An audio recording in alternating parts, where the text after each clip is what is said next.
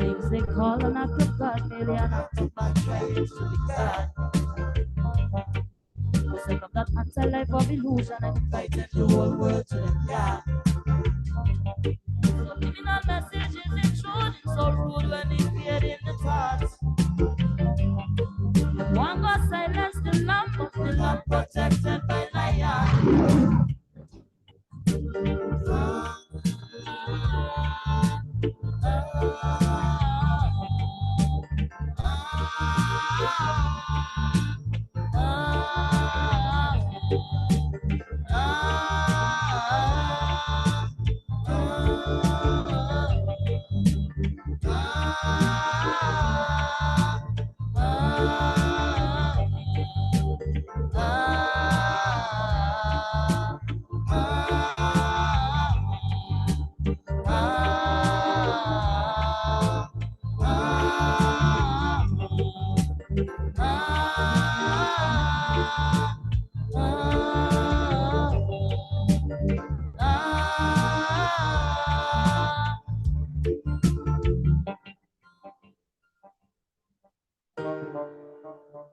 Shalom, Mishpachah, shalom, shalom, and welcome to another Friday Night Live. Let us know if we can be heard properly and if you can see us clearly. Yeah, they were hearing us earlier. I know they was They're hearing us earlier. you earlier. That's okay.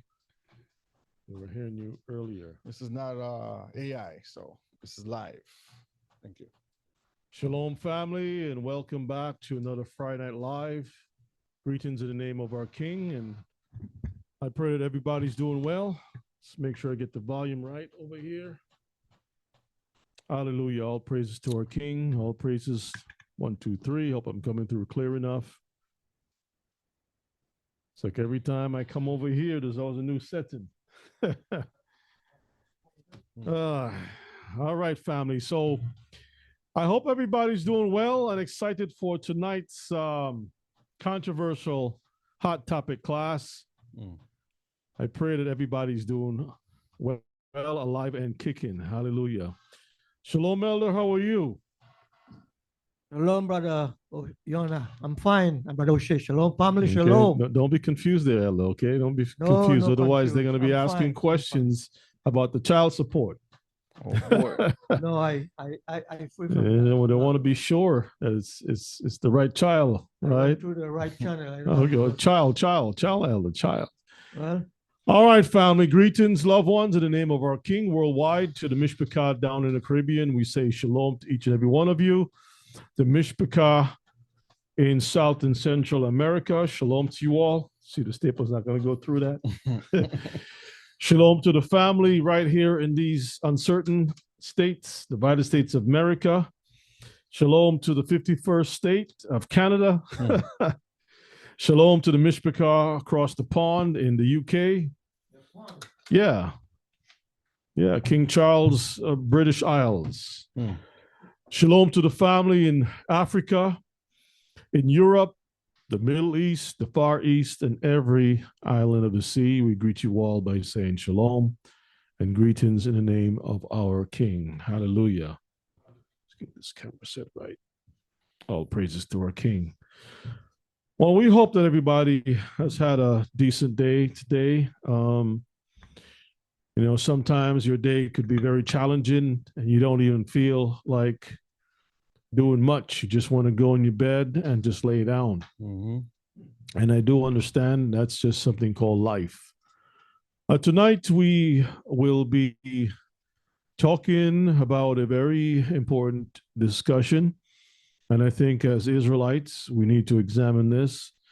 And I believe there are many aspects to this discussion. I don't think it's going to be the last one. And hopefully we can start looking into this a little bit more, because as a broken people, with the weight of Deuteronomy chapter 28 from 15 all the way down to the 60s, 67, it's a weight on our heads. And it really tonight's class really speaks volume with regards to that. But before we get started, we're going to have a word of prayer. Elder's going to grab the mic, and he's going to utter tefillah on the behalf of our nation. All praises to the Most High. Our Father in heaven, we come before your presence tonight. First of all, we give you thanks once again for life, for protecting and sparing our life during the hours of the day. We are glad again, Father, that we all can be here tonight to hear the good news, how we should walk and what we should do to preserve the family. We thank you for all of us. We present to you at this time those that are not well, those that are operation, those that have lost their loved ones. Father, we ask your comfort, your healing power upon all your children, that your children will be healed, children will be blessed, your children will be comfort. We present to you our teacher tonight, Brother Oshe and Brother Yona. We pray, Father, that I may bless them, that I may provide the words continually for them, that I may help that the topic tonight will bring joy to our hearts, will bring life and comfort to each and every one of the families. We ask you, I'm asking you, Father, to speak to Brother Oshe, allow the Spirit to move in him, upon him fluently. Speak to him, through him, and for him, and also Brother Yona, as they read and bring the words of life to the family. I pray, Father, that all of us will be happy and glad to get the words and hear it and give you thanks and praise. Bless us all and gather all of us tonight, because we thank you, we love you. Through your Son, Yeshua, we pray. Amen. Amen. Thank you, Elder. You're welcome. Thank you, elders. Once again, family, welcome back, and glad that you're here. Thank you for your support. Thank you for your prayers. Thank you for your sponsorship, everything that you do that makes it possible for us to continue broadcasting. Without the prayers and the strength of our Elohim, we would not be here to continue this word. We've been doing this for a multitude of years, decades. I have been involved in the ministry for more than I can count. And so the work continues, and many people are coming to learn. I'm also pleased, and I want to say a special thanks to all of the Rumble supporters, those who have migrated from YouTube just because they want to continue following the teaching, and you have found your way over to Rumble. I want to thank you all. Real quick note, I'm going to spend some time overhauling the website that we have. It's been a challenge because of the way that the back room, I would say, is set up is just so limited for some things, and I don't want to have to start all over again by setting up a new website somewhere else. It's like you leave one to go to another, and you find a different challenge, and then you got to reinvent yourself all over again. So I'm done with it. I'm just going to try to do the best I can with that, which requires lots of work. Because some Israelites are complaining about the ads and stuff that you find on Rumble. It is what it is. Some complain about music, some complain about ads. So it's very, very difficult to please everybody. So we're going to do the best we can, okay? Just bear with us. We're going to do the best that we can. So with that said, child support, death by entrapment, and it could be on both sides.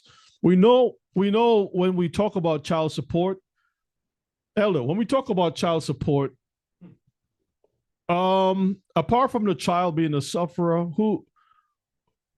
who's usually the one that is punished the most? The father. The microphone, Elder? Yes, the father. The fathers, right? Oh, yes. And for good reason. And so, without trying to be biased or anything like that, we, Brother Shea, we will do our best to bring up as much information for us to listen to, video, scripture, everything possible. Because listen, we have to be honest about our own selves. We are the problem to our own cause. We cause the most problems ourselves. All the finger pointing is not going to do anything good. You have to acknowledge how things work. You have to acknowledge what the Mosai said, and you have to be willing to agree and follow those things, right?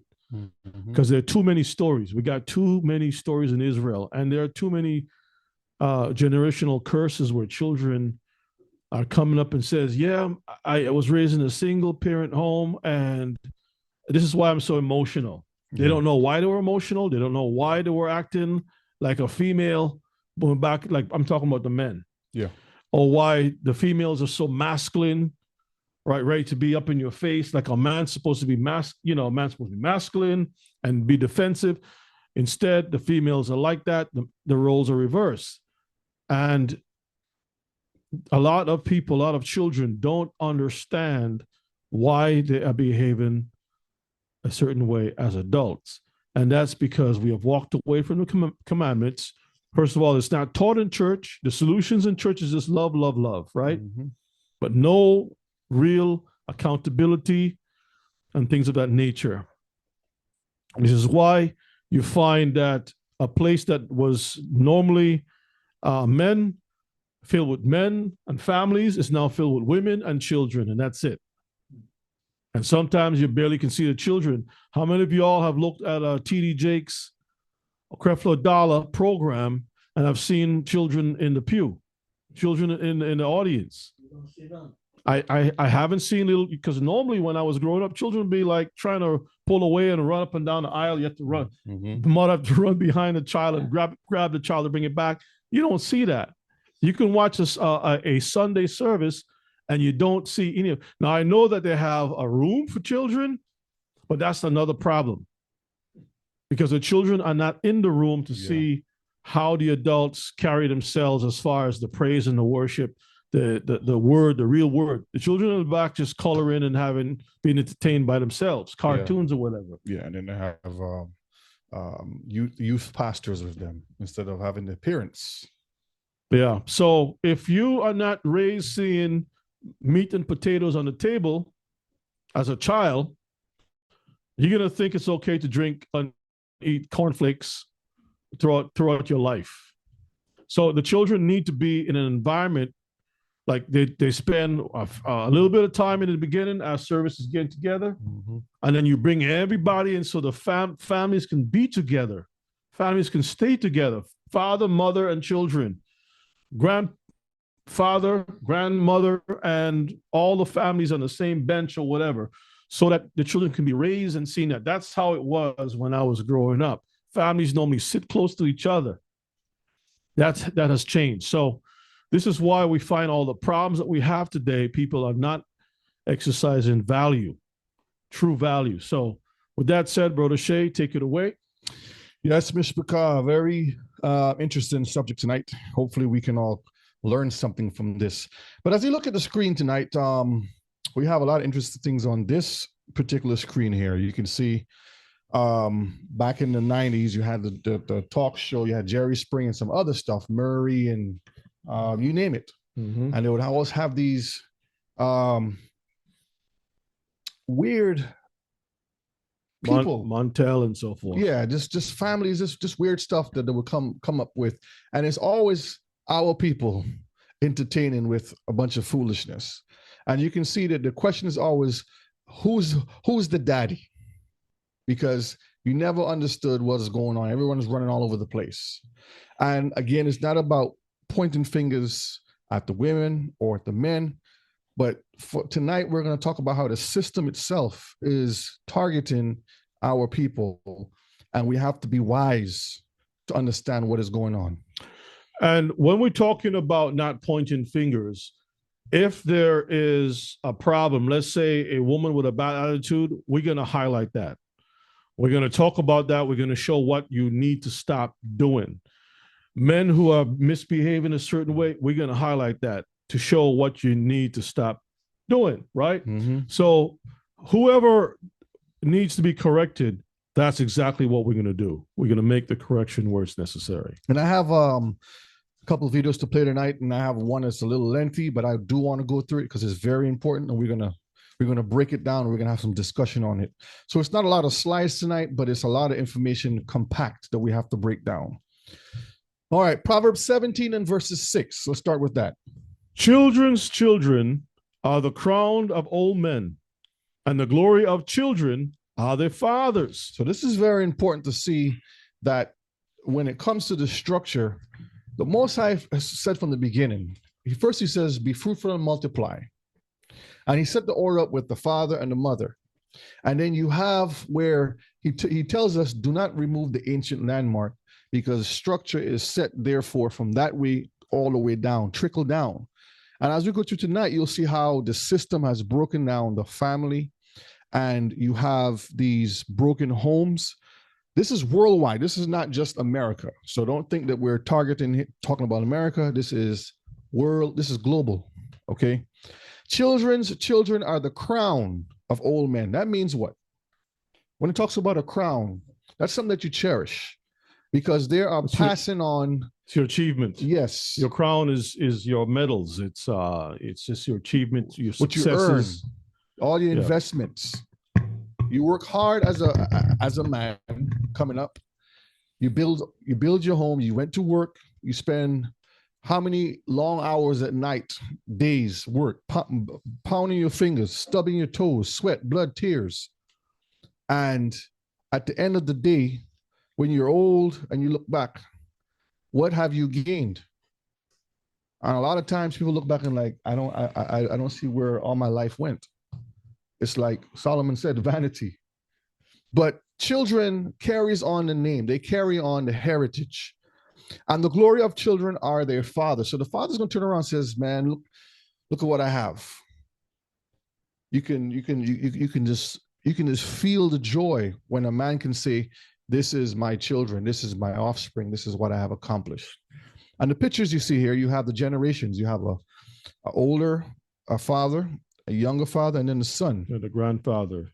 So you have 3 generations right here.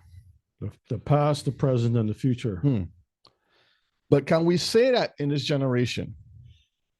You will have an incomplete, because you'll have some fathers are either 6 feet under, in prison, on the streets and drugs. The children up in foster care or single parent home. But there's a certain pain that when you really reflect on the tragedy of the family, especially the Israelite family, there's a certain amount of pain when you really think about, because I know there are stories. There are men, maybe now they have paid off their child support, and they can feel a little relief. But during a time when they were paying the child support and they had heavy restrictions on them, they couldn't see their children, or if they have to go see their children, there was a lot of drama. Can you imagine a man who has made so much sacrifice, and at the end of the day, he feels as if he is nobody? He feels very, very small because of a system, number one, because of not just the system, but because of the woman who once said that she loved him. Yeah. You ask the question, where did all the love go? You know, from the beginning, you start off, this is my boo. I love you. You have the love goggles on, and maybe months or a year or something pass by. It can take one rotten situation that starts the whole thing, where a man just never trusts, never, like you were very cordial, flowers, different things of that nature, and that was soured. You can't see your children. All the romance is has been dead. You're desensitized. You come from a place of love to a battlefield, basically. Okay, so in this class, we hope to open the understanding of men who are fathers and fathers-to-be, understanding that this child support system is designed to keep us in a failed state according to the curses of Deuteronomy 28. And if we understand that, Mishpachah, that it's not about all the noise out there, but it's more focused on, when you have a magnifying glass and the sunlight is tuned in and it's honed in, and that light is funneled to concentrated to that one point where it starts a fire. Mm-hmm. The system is concentrated on Israelites. On a global scale, a lot of families can find themselves in different situations, but on a national or towards a nation, we are the target, always the target. And I'm going to prove all that to you tonight, okay? Yeah, even with the Willie Lynch letter. I don't know if you have that, but I think we all know about the Willie Lynch letter, that this thing is systematic. It's designs. Someone put a lot of thought into how to keep the family where it is today. And myself and many of you all didn't know this thing when we were growing up.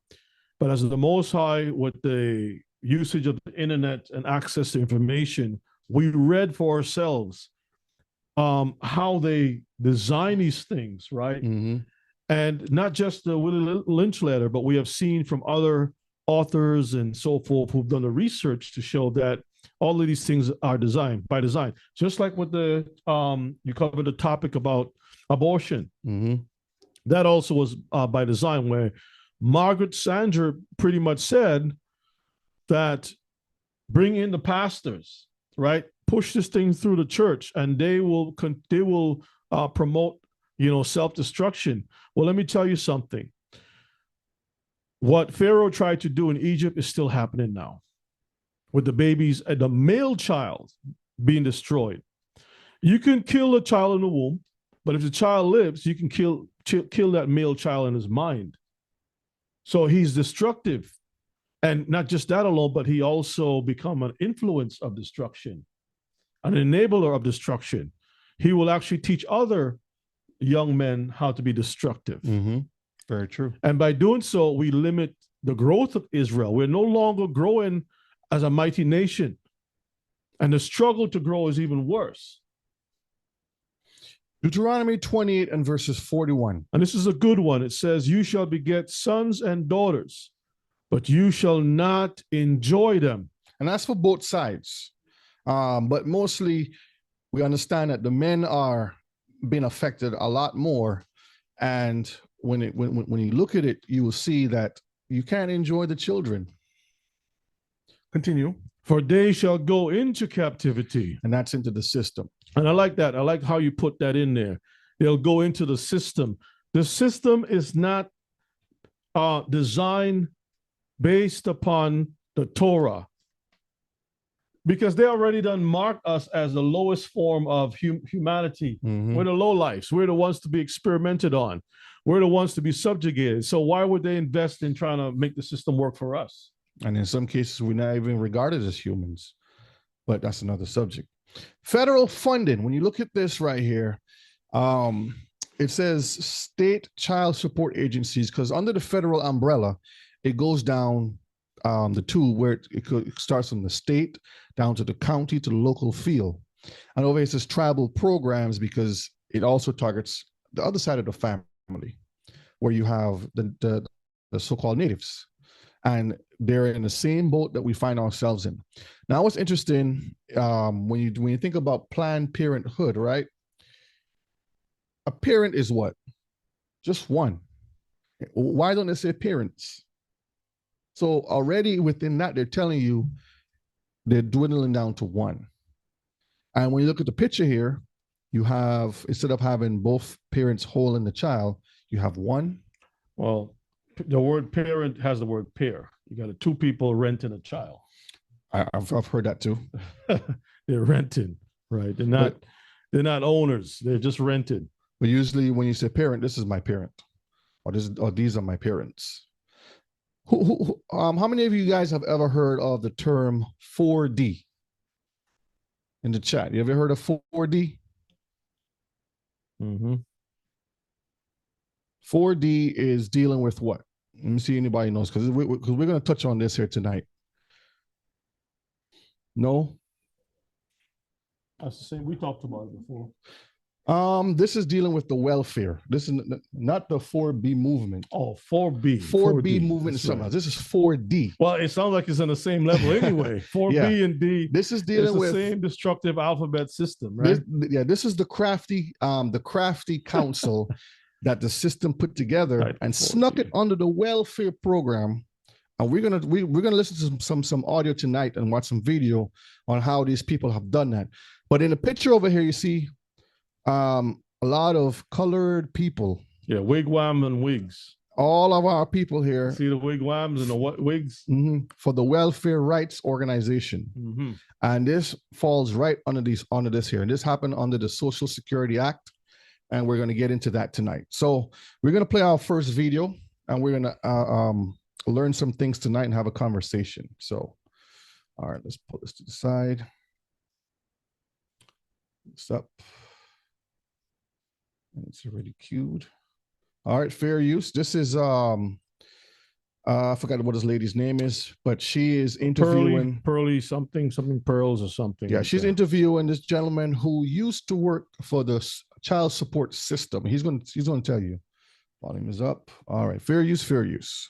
Let's listen. So that's how we kind of first got introduced. I don't remember exactly, but I just remember you said you worked at a child support office. Yeah, I worked at the Department of Child Support Services for 5 years, and that was here in feet is frozen. Let's see.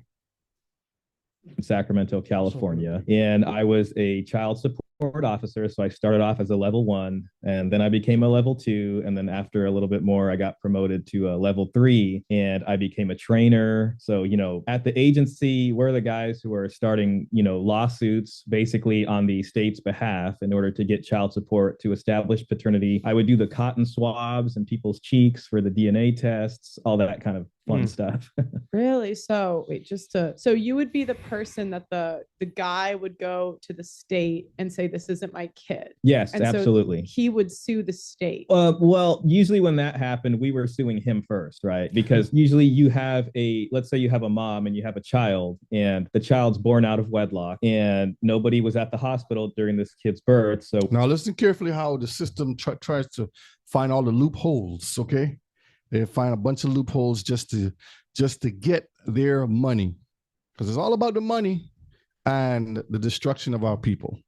We have I'll tell you later about declaration of paternity, voluntary declaration of paternity, or no birth certificate signed by dad. And typically a lot of our cases were welfare cases. So mom and this kid, go on welfare. Our agency gets a task from the welfare office, and, we do what we do, and we send out a lawsuit. This guy gets served, and we're like, hey, we're suing you to establish paternity and also a child support amount so we can send money home to this kid, basically. And so they'd come in after they were served and say, hey, wait a minute, I'm not the dad. And I'd run them through the process then. And would you take mostly cases like that, or would it be a mix?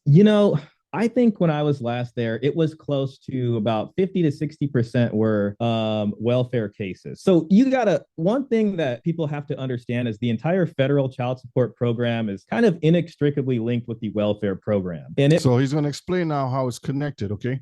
It was really because of the rise in welfare cases that the entire child support program was created in the first place in 1975. So, what you had basically after World War II, a lot of guys died on the battlefield and they left widows and orphans. Well, widows and their children. And somebody needed to take care of them. So at that time, the welfare program was created as an expansion of the Social Security program. So it became a Title 4A that gave us welfare. And it was mainly for these widows and their children. By the time the 70s rolled around, they looked at the welfare caseload, and the majority of them were not widows. The fathers were in fact still alive. And it was a problem because it was costing a lot of money. So Congress is like, what are we going to do? Notice you said the 70s, right? And what happened around the 70s? Ghetto. This is where the factories were starting to close down. The crack and the drugs start coming in more, and the guns. The hippie movement was prevalent, and you start to see the decline of the so-called African American, blacks, Hispanics, families started to break down. Yeah. So do you have this VLC still? Or is it QuickTime?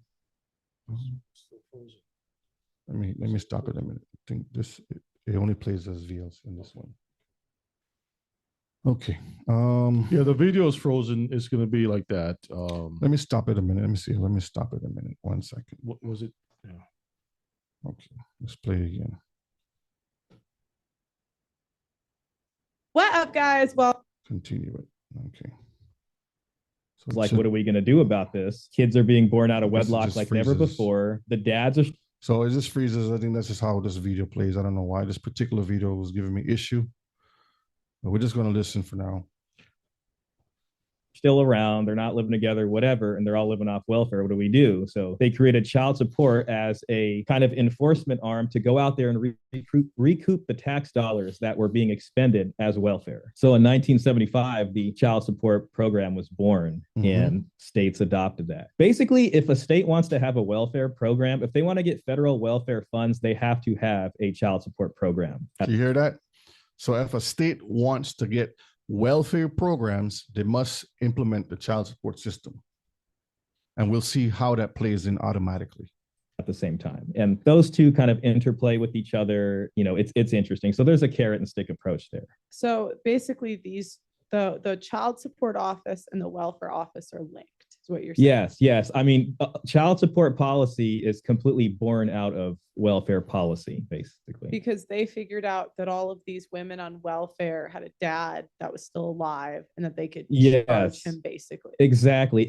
Around that time, there was a lot of debate over this. You know, they were trying to figure out what to do because the data had come back and they're like, okay, these aren't widows with women who lost their husband. They're women having children out of wedlock. That's where you got the term welfare queen. So welfare queen and deadbeat dad started to become popular terms around this time. And there were some different ideas thrown about that time. There was one called the Sugarman proposal. And basically it was two guys. I can't remember Sugarman's first name, but it was Sugarman and then I think Erwin Garfinkel. And they basically proposed, let's expand Social Security. And what we'll do is we'll basically charge everybody through their wages as an insurance if they become a non-custodial parent later. So they would expand Social Security. Everybody gets taxed a little bit more. And if someday in the future, somebody has a kid out of wedlock and that kid needs help, they would be able to tap into the Social Security fund. The government. See, so they find all kinds of loopholes to get around to get back the money.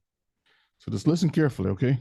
Government really didn't like that. Both sides were like, screw you, let's go after the deadbeat dad. Okay, so they decided to then create the child support enforcement program. And when it started out, it was just for 4D. 4D is the Social Security 4D is the child support federal program. It started out only working cases from the 4A program. So if the mom was if the child was on welfare, then the public child support agency would only focus on those welfare cases. But I think it was in 84, if I remember correctly, that it started to expand basically. And what the child support system started doing was advertising its services to non-welfare families, non-welfare moms. And the reasoning behind that, they were receiving more funding from the federal government.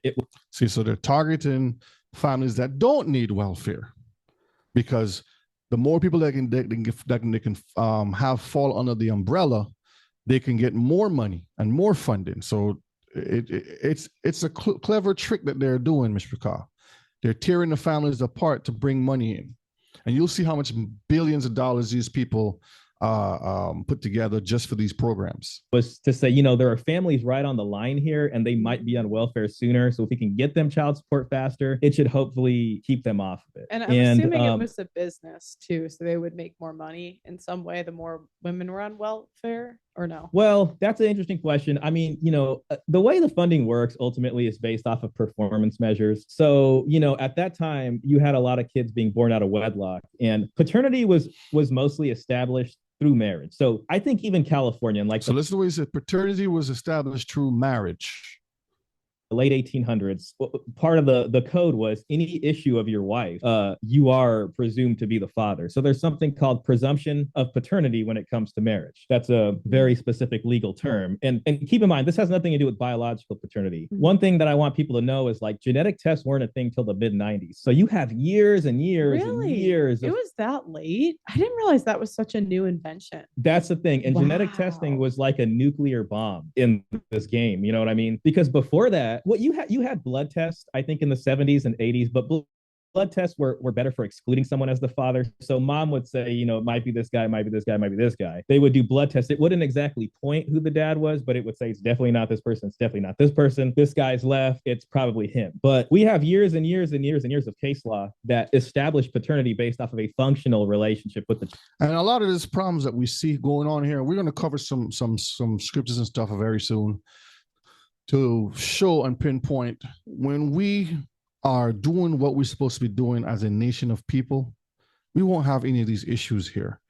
But because we follow the system and the environment around us that keeps us in a failed state of mind and fulfilling these curses, we find ourselves in this position.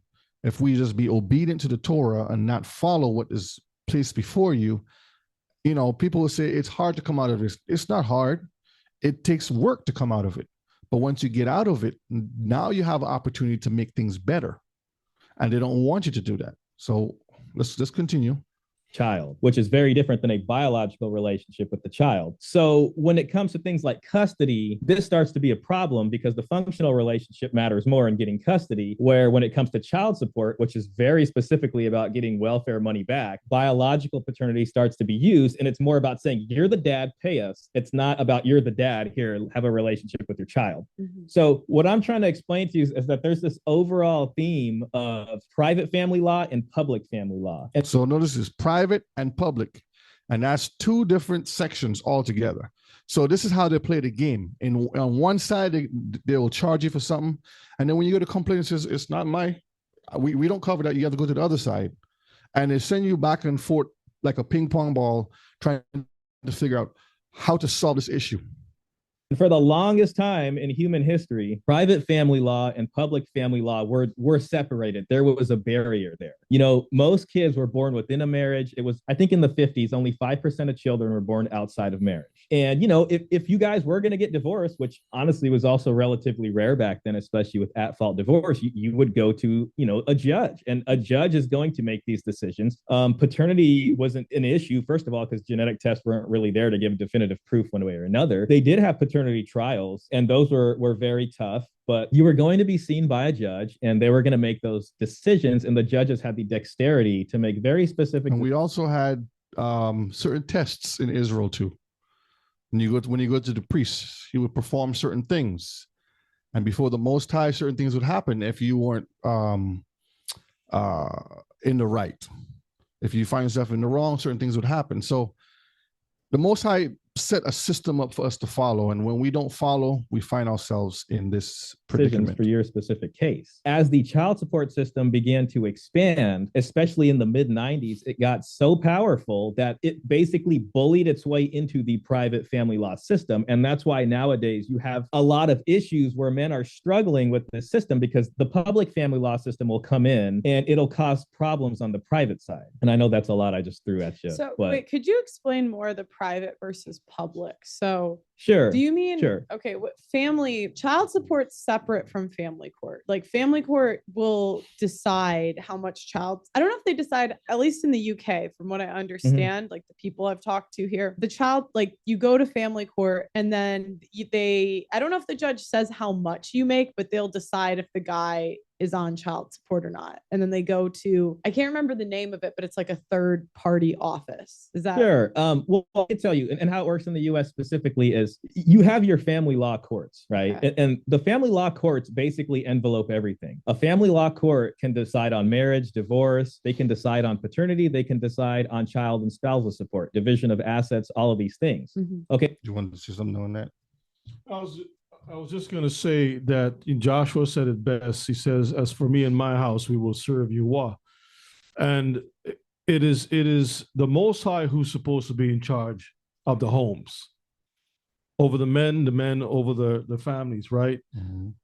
But you can see how the system is designed, where the government is in people's personal lives. And this is why everything is so screwed up.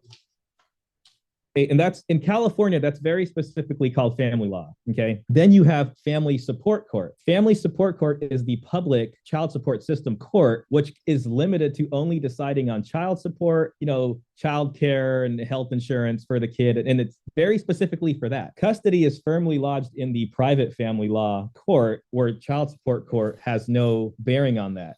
Now, what's important to understand is that private family law court can determine child support amounts, but what'll end up happening is, a long time ago, that was more up to the judge. There was more dexterity. As the public family law system grew, you start to get these things called guidelines or guideline calculators. You know what I mean? So if dad thinks maybe this amount's appropriate, mom can appeal to the public family law guideline calculator and say, I want guidelines. So her attorney is going to be like, no, we want guidelines. Okay, which is what the public family law calculator says that everybody is entitled to as a fair state sanctioned amount of child support income based off of mom and dad's incomes in the custody parenting timeshare. So just to give a little bit more background on that, stop me if it's too much, but basically, public family law is something that was essential to society, but it goes all the way back to like English common law and poor laws, very specifically, because you always had kids who. So I'm gonna pause there a minute because I want to get into some other stuff here too.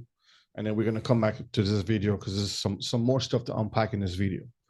You wanted to pull something up? Yeah, let's go to Sirach chapter 29 and verses 28. And what this is covering is the government becomes, okay, well, you're talking about welfare, right? So welfare is almost like a lender. Mm-hmm. And the Bible says that the borrower is subject to the lender, right? The borrower is subject to the lender, so that the lender is the master and the borrower becomes the slave. And so when you put your hand out, open your hands to the government, and the government is giving you stuff, that's an open door. You just basically open the door for them to have access. They want to know, they want quotas, they want information, they're grabbing things, right? Mm-hmm. It says in Sirach 29 and verse 28. 28, okay. 28, it says, these things are grievous to a man of understanding. So where do you get the understanding? Mm-hmm. From the house of our king, right? Mm-hmm. It's a school of learning. The upbraiding of house room,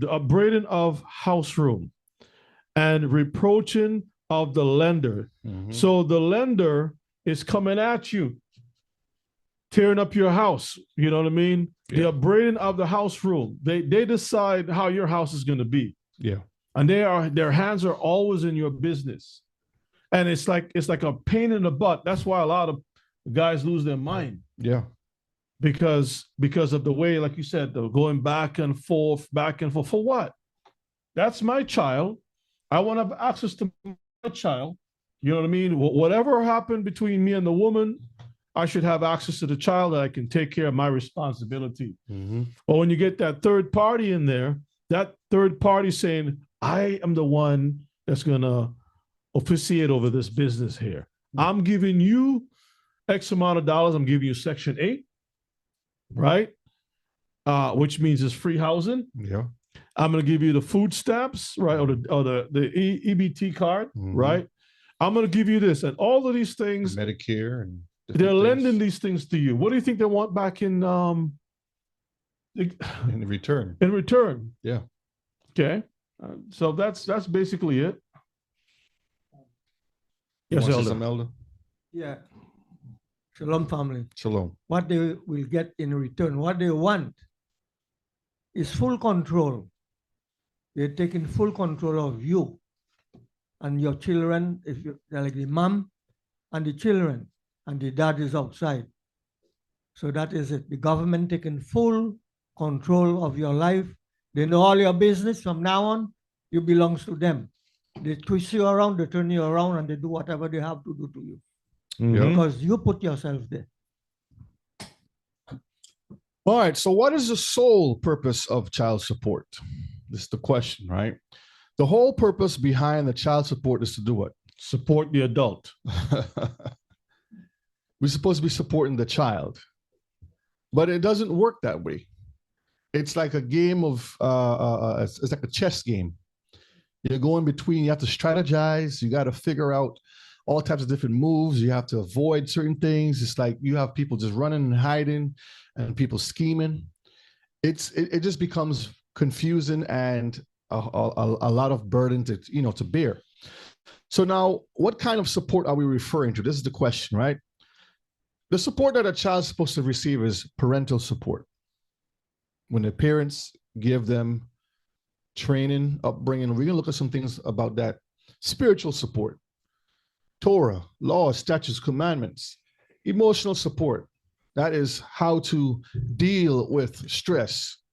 You know, these children today, they have all types of emotional problems. They do. Because there is no do. sound structure within the home to say, go sit down, come here. You know, there's no male figure around to basically to ground a child, right? To set the standard. Family. Yeah.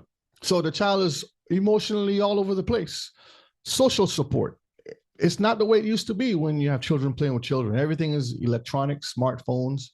So they don't have that social construct of knowing how to speak to people and between parent and child. And even when we do have social support in a sense of children playing with children, it's structured as a game, like a soccer game. So the child doesn't get a chance to freely interact. There's a competition. And get to learn, right? You know, and befriend and build. No, it's all about strategy and win, and don't let, you know, and so they don't have very, if they do have a little time, it's, you know, after the game or right before the game. Mm-hmm. But all that time is just spent on one thing. It's good on one side, but it's very, very bad because in our days, you know, whoever got the ball was walking on the street looking for somebody to play. Once they get one or two, coming out, peeking through the window. Man. Hey, Leroy's got the ball. Everybody all of a sudden just get one or two. Hey, we need to get a team. We only have 3 people here. We need 4. We need, you know, and then from 4. You don't want to pick the person that can't really play. Like, oh man, I got to pick him or her. And, you know, the batter, the ball, whatever the case may be. So you start to learn and interact with others. And then sometimes you don't want to leave because the relationship is so sweet. Mm-hmm. But you don't have that today. Now it's structured where I'm going to take you to the game and then I'll pick you up at so-and-so time. When they go, it's discipline, bam, bam, bam, and that's it. Mm. It's like prison. It's like a little mini prison. You go and you lift the weights in the courtyard, you do the thing, and then back to go the back cell. Inside. Yep. Rec time. Yeah. Educational support, financial support, and medical support. And you can see video. Let me stop the video a minute. Okay. And you can see the order of how I put it here. But what they do is they put financial support right to the front and forget about everything else. Mm-hmm. They have financial and medical. Everything else just throw out the window. No discipline, no spiritual upbringing. None of these things are important. But with this program, does this really occur? The question is, does the structure of the child coming from the parents, spiritual aspect, emotional support, social, all these things happen? No, that's a good question. No, we can clearly see in how the children today respond in any situation. Like you tell a child to solve something, they start to break down and talk about stress and talk about, they'll say, I have anxiety, you know, I don't know what to do. It's like, what are you? That word anxiety, I didn't even learn about it till probably recently, because you learn how to problem solve things from a young age. If you didn't have something, you made something. What's going on?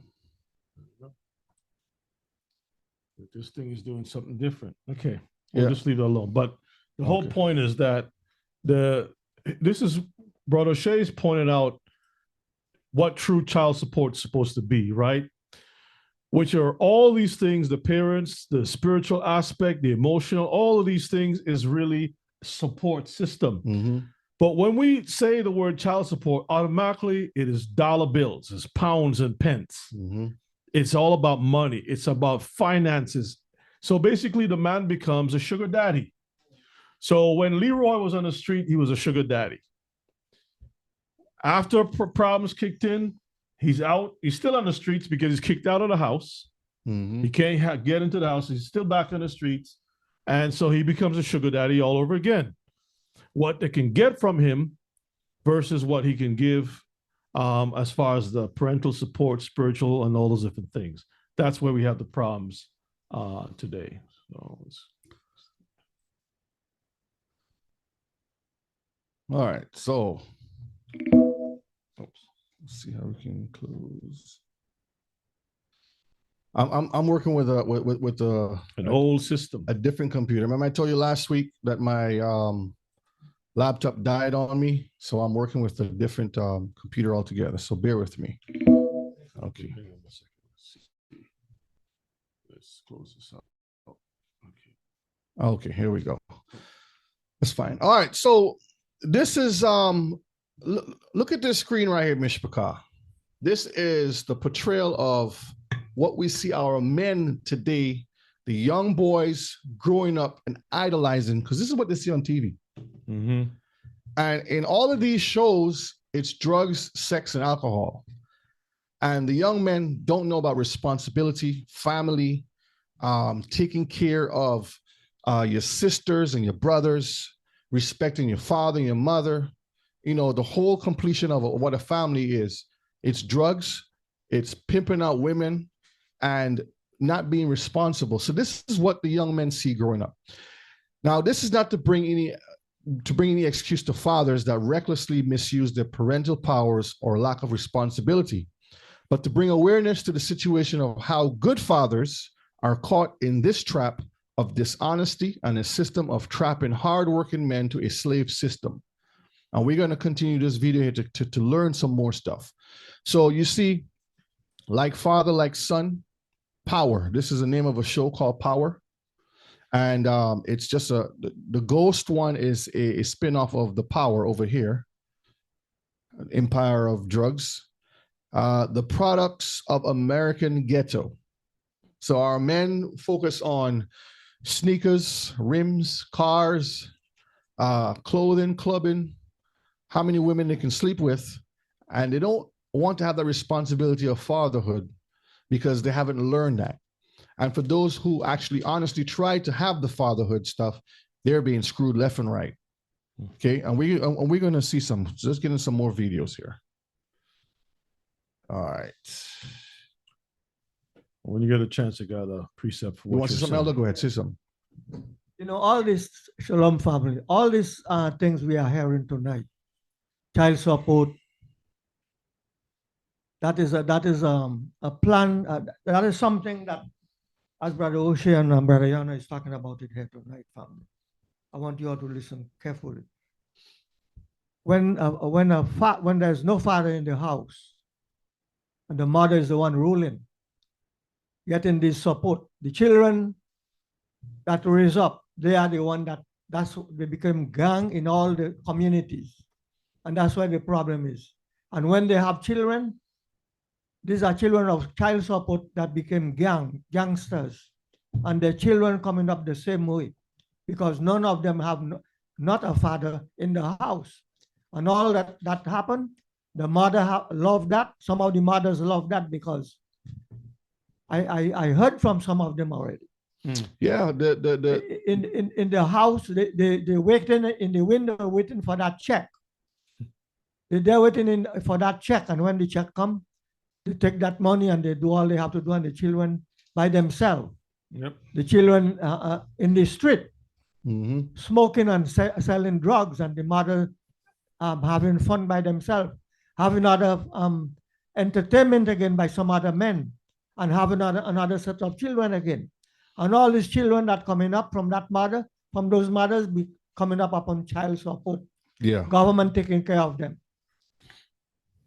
All right, we're going to play this video because we have to cover a lot in this video. I have a lot of other videos. It's very, very powerful. So just bear with me, Mr. Picard. We might have to do a part 2. I don't know, but we'll see. who maybe were born out of wedlock. We didn't know who the dad was. And you had people who were in poverty and basically needed help from society at large. Now, typically when you had that happening, society had laws that kind of infringe on a private citizen's rights because you are kind of, being a burden to society. So now government either has to come in there, maybe they have to take the child, put them in protective services, maybe they have to give welfare, all these kinds of things. So there are very specific laws that govern that, and for the most part, that wasn't that big of a part of society until you started seeing more and more and more and more of these kids being born out of wedlock. So that starts in the 60s. And by the time we get to, I think 75, it was at about 25%, if I have my memory right. And around now it's at about. So from 5% to 25%, that's a big jump. Okay. 45%, So a lot of these kids were availing, these mothers with these children are availing themselves of the welfare, public system. It's becoming a cost to the public. So they needed to expand the enforcement of the public family law system. Basically to get the men to pay for it in a way. It's kind of like getting men to pay for welfare. That's exactly what it is. Because you're trying to get the money to recoup the government treasury. And real quick, because I wanted to say this here. They made it hard to get certain jobs for our people because you have to have education. So you don't have the funding to go to the schools to get education.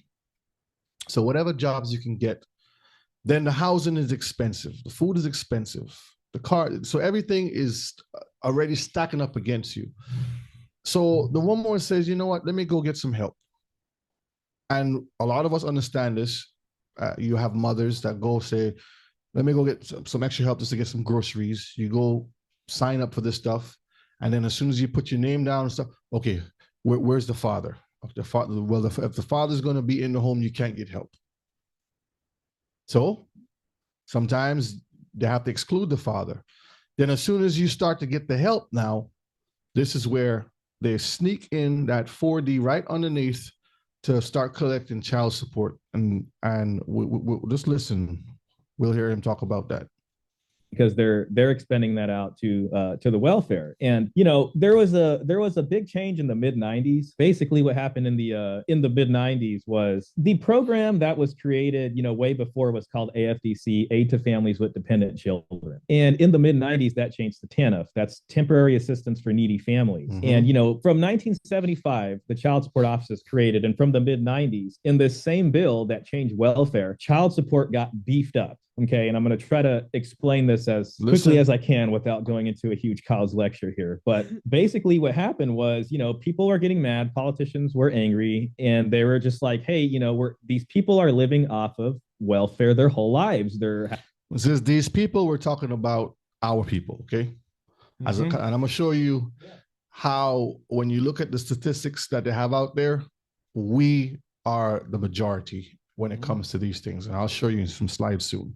Having more kids who then also live off welfare. The problem is getting worse. Child support, when it's created, is still kind of in its infancy and it's not that efficient. There's all these problems. A guy might be in Tennessee one day and then all of a sudden he's in California, and it was just not very efficient. And there was all that kind of grumbling in the air. And then in the mid 90s, during the Clinton administration, and even a little bit before that, I think they were debating how do we about welfare reform. Basically, people on both sides are trying to figure out what to do. And after a lot of debating, they finally create this bill, which is the welfare reform of the mid 90s, also called Personal Responsibility and Work Opportunity and Reconciliation Act. So we call that PERORA for short. That was 96. But and is this just in California, or are these federal? That's federal. That's from Congress. Okay.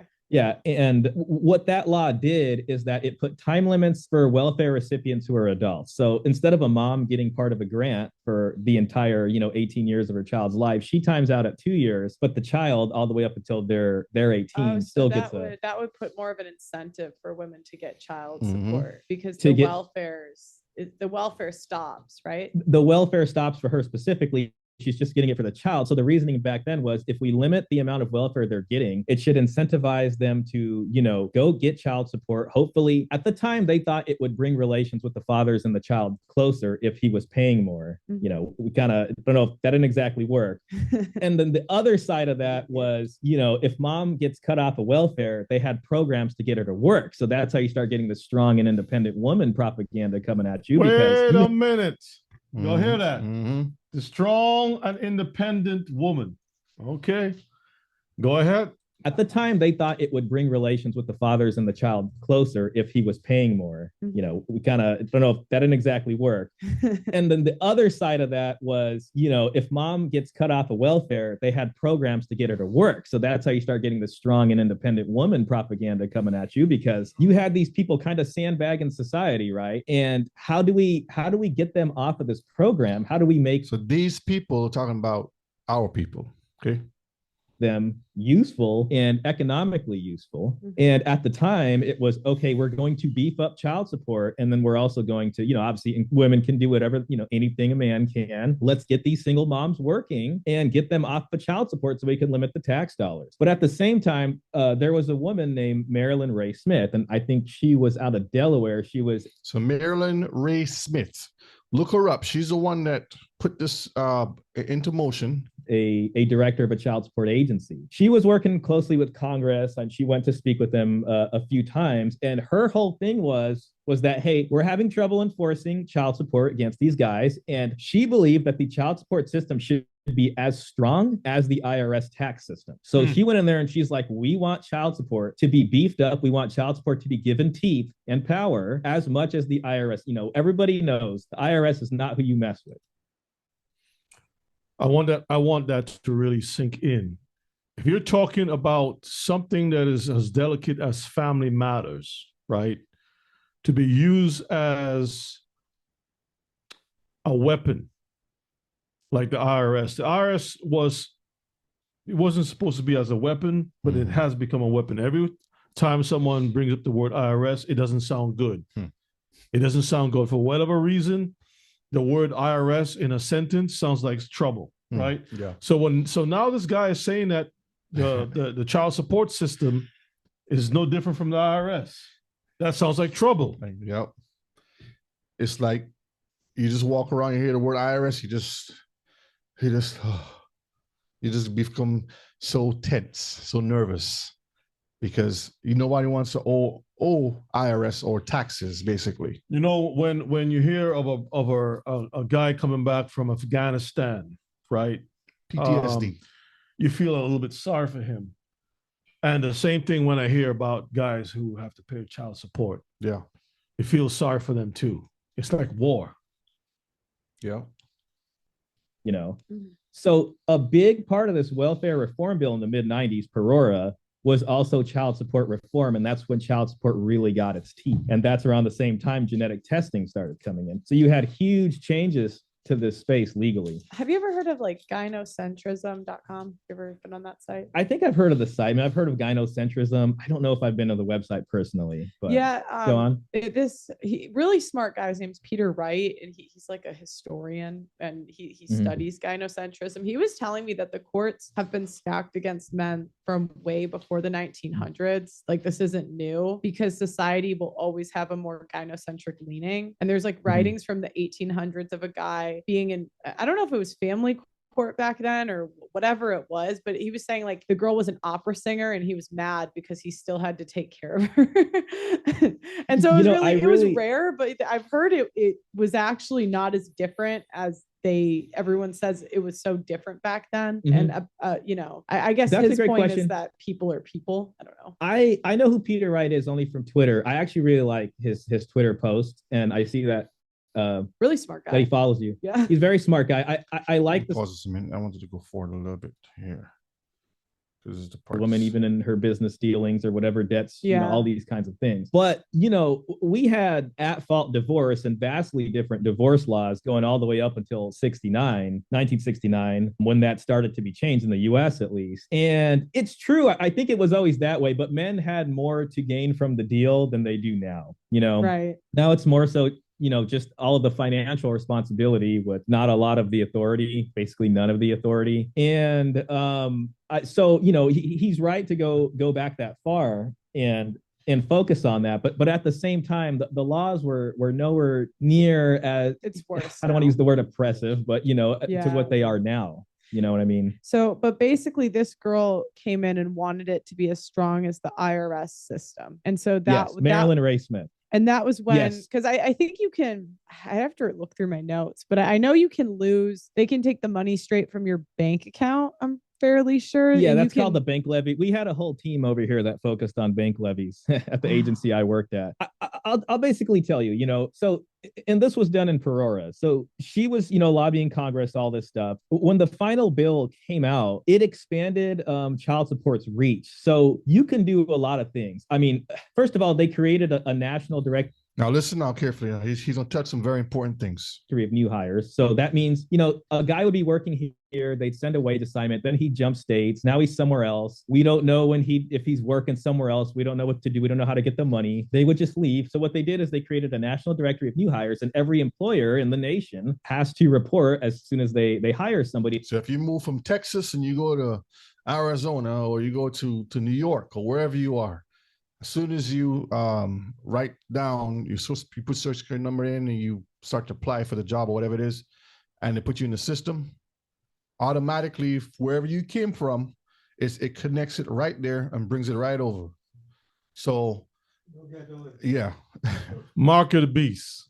Mark of the beast. And it gets into this database. Me over at child support, if I see a case that owes money, and I don't have to look for this, the system is going to blip this in. I'm going to get a task and it's going to say, there's a new employment record. I'm going to look at that. I'm going to see this guy just started employment at this company. I'm going to call that company and I'm going to say, hey, I have a wage assignment, start docking this guy's wages. And we also get the bank account information that the banks basically report to us. Also, they're required by law. It was the 1996 Perora. Banks are required by law to let them know where you at and, your status as far as work is concerned, because if as long as you have employment, the bank says he's employed. So, yep. Act that required financial institutions to provide information to us. So if we see that, what we do is if we have an arrears amount, we will send them a levy, notice, and they will take the money from the account. A bank levy, basically. And it got the power of the child support system got so big that it's like, if you pop up anywhere on the grid, we're going to see you. And a lot of people don't really understand how much access to data the child support system really has. You hear what he says? Let me go back just a little bit so you can hear it again. The child support system got so big that it's like, if you pop up anywhere on the grid, we're going to see you. And a lot of people don't really understand how much access to data the child support system really has. Locating parents was a big thing, and that's one of the things that Congress took into account. So it's like they created a federal parent locator service. This is Federal Parent Locator Service. Huh. Something a child support officer would reference, and they would, whatever information they have on someone, they'll give it to us. I could take just somebody's phone number. If the woman had a maybe a one night stand with the guy or something like that, she has his phone number, she doesn't know the guy's name. I can take that phone number and work backwards to get the guy's name, get his social security number, find out his addresses. And when I plug the social security number in, the whole system starts ramping up and I get all of his income information from however many years it's in there for, past addresses, relatives, all these kinds of things, any licenses that they might have. And, you can see all. Now listen to the licenses part. All this stuff, and you can use it, as leverage to get these payments in there. Let me see. I can give you a list of stuff. So we have access to state and local tax and revenue records. We can see public utilities and television companies. That's since changed to internet service providers. So they have to provide information to us if we ask them to. We can see what financial institutions that are doing business in the state, if you got an account with them, any occupational and professional licenses. So that's a big one. If someone's not paying child support, like we'll go after their bar license. We'll go after their general contractor's license. We'll go after their fishing license, their driver's license. Fishing license. Now listen to what he said about that. So you can't even catch you can't eat. You can't even get a piece of fish for yourself, huh? That Shalom Life is canceled. Yeah. And we'll suspend all Man that. can't even fish. A man can't, I know. That one always kind of Boy, Peter would be upset if child support was back in the days of Messiah, huh? After their bar license. We'll go after their general contractor's license. We'll go after their fishing license, their driver's license, and Yeah. we'll suspend all Man that can't stuff. even fish. A man can't, I know. That one always kind of made me laugh. I was like, a fishing license. All right, you know. Like, you can't, he's like, let me just Yeah. go off to the woods so I don't have to deal with any of these people. Yeah. I mean, yeah, the tentacles of the state. You, Wow. you all see how much power a system gives to, I would say it this way, a lot of women. Mm-hmm. Just think about it. Just think about it. This is a tool just by the phone numbers, right? Babe, what's your phone number? Oh, No, and I'm we're not gonna gonna- get my phone number. I need my phone number for. We're gonna see some. He'll talk about some cases. Babe, you don't And love then- me? Oh, you don't love me, babe. Give the phone number. Next thing you know, you're in the system. Yep. You can't even fish. It happened. It has happened many times, and he's going to talk about that.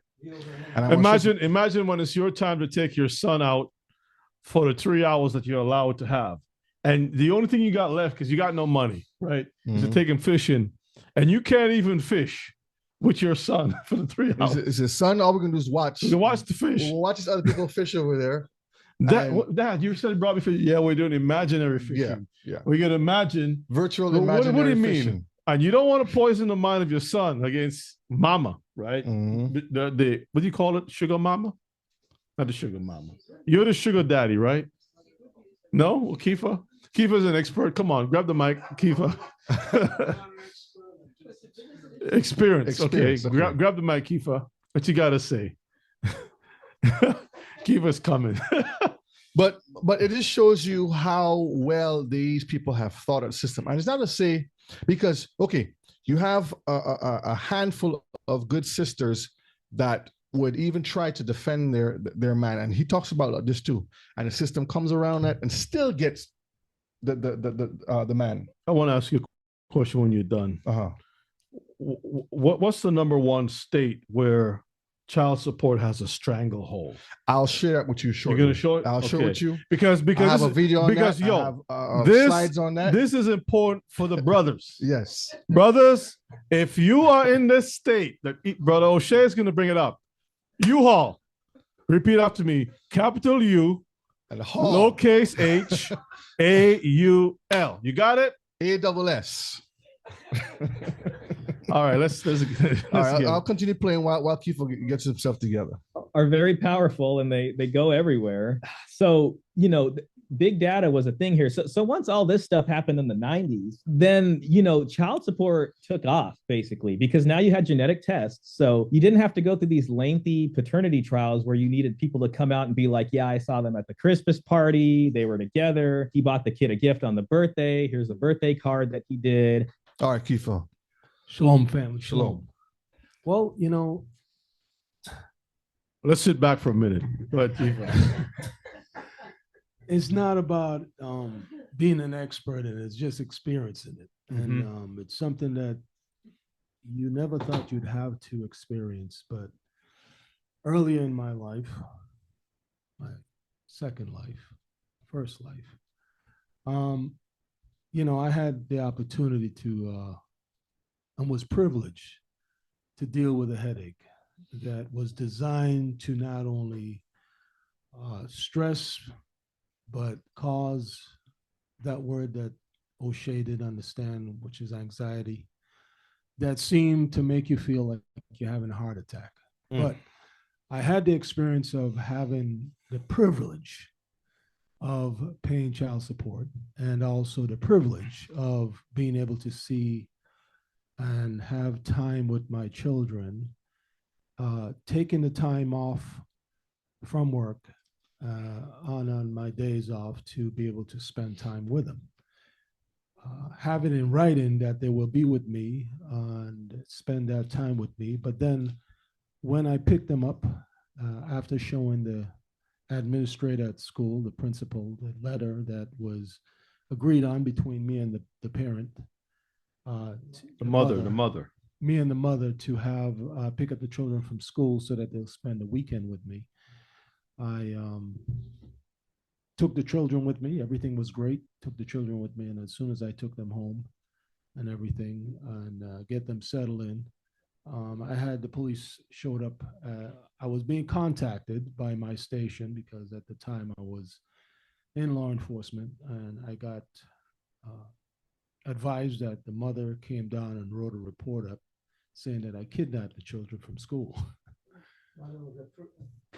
I kidnapped the children from school. So that was very interesting. So I had to take the children up from being in a position of getting ready to get some sleep and bring them down to have them get dressed and bring them down to the police station at the station I was working at, and have the mother pick them up from there and answer to my supervisors of why I kidnapped my own children. Now, I had a letter that was agreed between me and the mother that I was picking them up from school, signed and notarized that I was picking them up from school.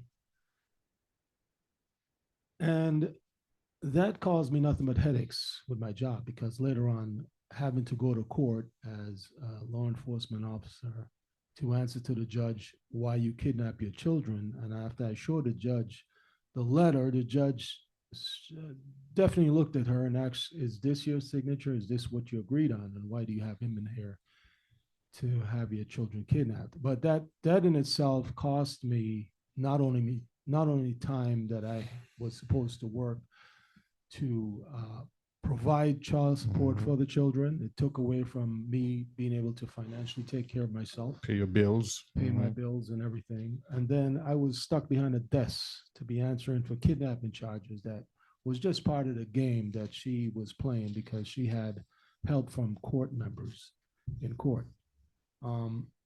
This in itself caused nothing but headaches between me, the children, and my job, because it looked poorly on me, although I was innocent.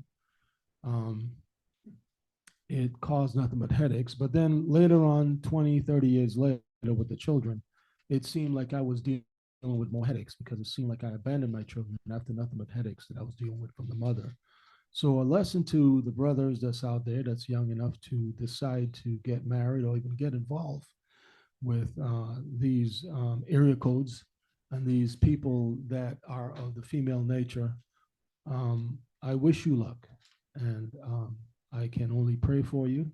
But this is something that you would have to actually think about, because it's not a car payment you're dealing with. It's a lifelong payment of everything you're dealing with. And these same children that you have, you're still in question that are they going to be there for you at the end, or at the rallying point at the end of your life. You don't know if they can even support you in comfort as far as talk, even be there when you get in your olden age, or if you would have to deal with repercussions of their emotional scar tissue from you, as far as being the father not being there for them or with them because of issues with the mother. So this is only a page or a quarter of a page of my life that I had to deal with this beautiful system. I shared a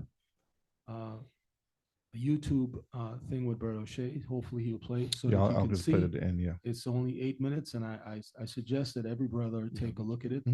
And any open-minded sister that is dealing with this with brothers, please understand it's a system that's designed not only to destroy you, destroy the family, but it's a customary system that's designed, customized for the family to destroy them only because of money. It doesn't achieve anything else, because at the end of the day, the children become damaged goods. The father becomes damaged goods.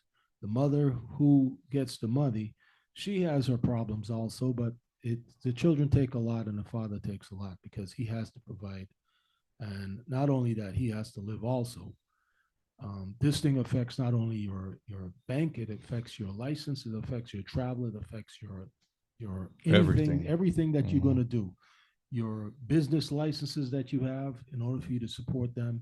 And if you get tangled up with the law has no mercy on you no matter what. So I wish you the best, and I hope this class is educational.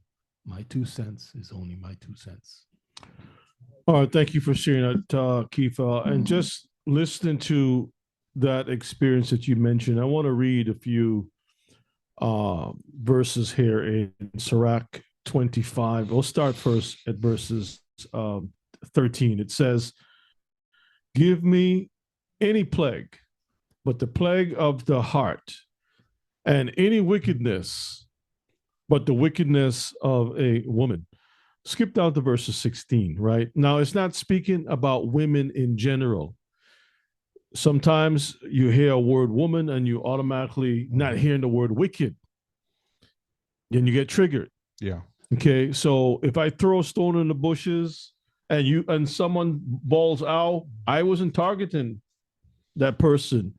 You just happen to respond to that, right? So let's read verse 16.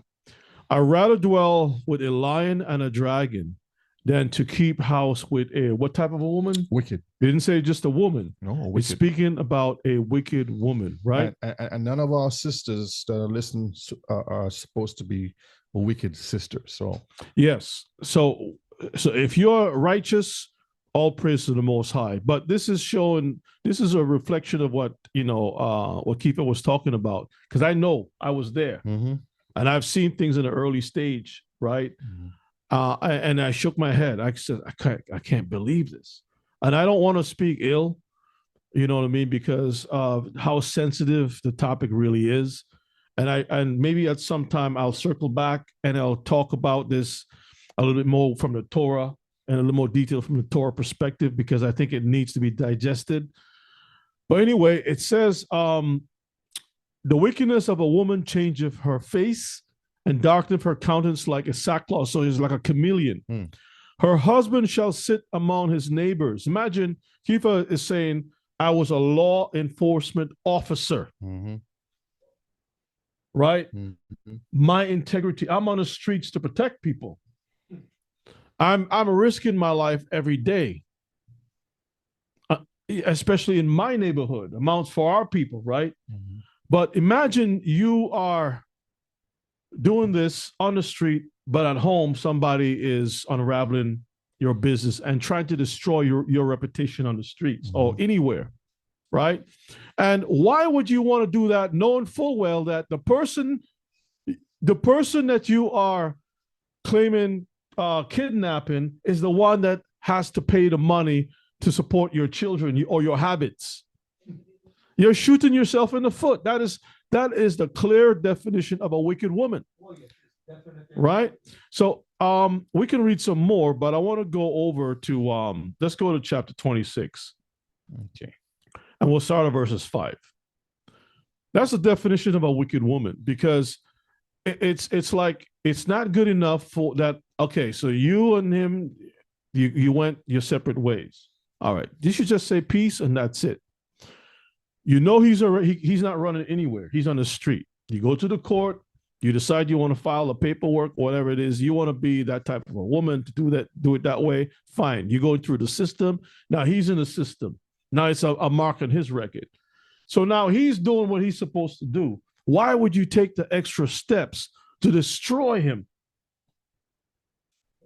To tarnish him. And you see the sad part about this?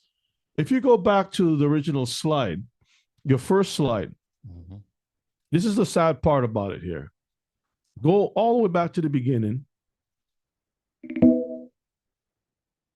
Right there. Pawn Jackson. You see Pawn Jackson? Make it bigger. That's his name tag. Pawn Jackson. Because he becomes a pawn in this game that has been played. He's the one that suffers. That child and the children of that household is destroyed. They're damaged goods. And they go through so many different things. And when you see that you have a person that is wicked like that, they don't care about the children. They use the children for their means, for their gains, for whatever it is that's in their heads, whatever demons is in their heads. That's the children. And the children look at everything that is good as evil.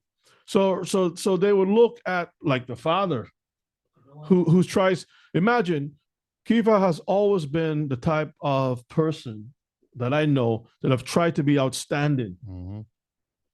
You know, a guy that was very good in even in high school, that they sent him over to China. They sent him to university in China. You know, you have someone who has applied himself in so many ways that a lot of people never had those kind of opportunities. And all it is, it takes the wrong mixture. You mixing yourself with a woman that you thought is going to be there for you, but that woman is going to destroy you and all your seed, and use your seed to get to you so that they can live a certain death style.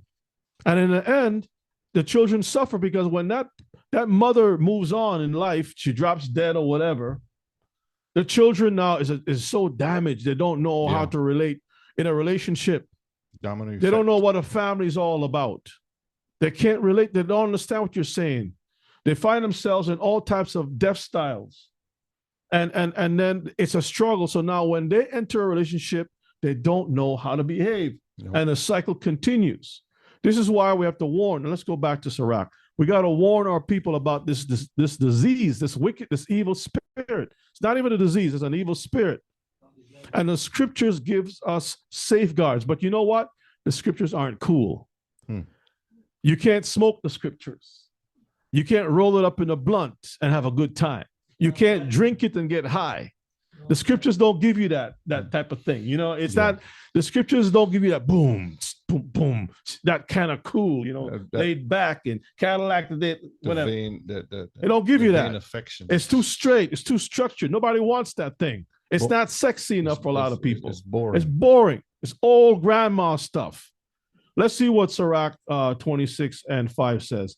There be three things that my heart feareth, and for the fourth I was so afraid. Imagine that's a nightmare. The slander of a city. So the first thing, I hate slander, right? Imagine you're a police officer, not just a regular police officer, but one that's deep undercover too, right? So afraid, the slander of a city, the gathering together of an unruly multitude. That's like a wicked woman and all her posse, because she don't stay quiet at home. She and I know it firsthand. I've been around. I've seen how they operate. That's why I used to shake my head like, not these type of women, not these type of women, right? Slander of a city, the gathering together of an unruly multitude, and a false accusation. All these are worse than death. But a grief of heart and sorrow is a woman that is jealous over another woman, and a scourge of the tongue which communicateth with all. Verses 7, check this out. An evil wife is a yoke shaken to and fro. It's like the yoke doesn't stand the neck. It rattles. You know what that does? It just tears up the flesh.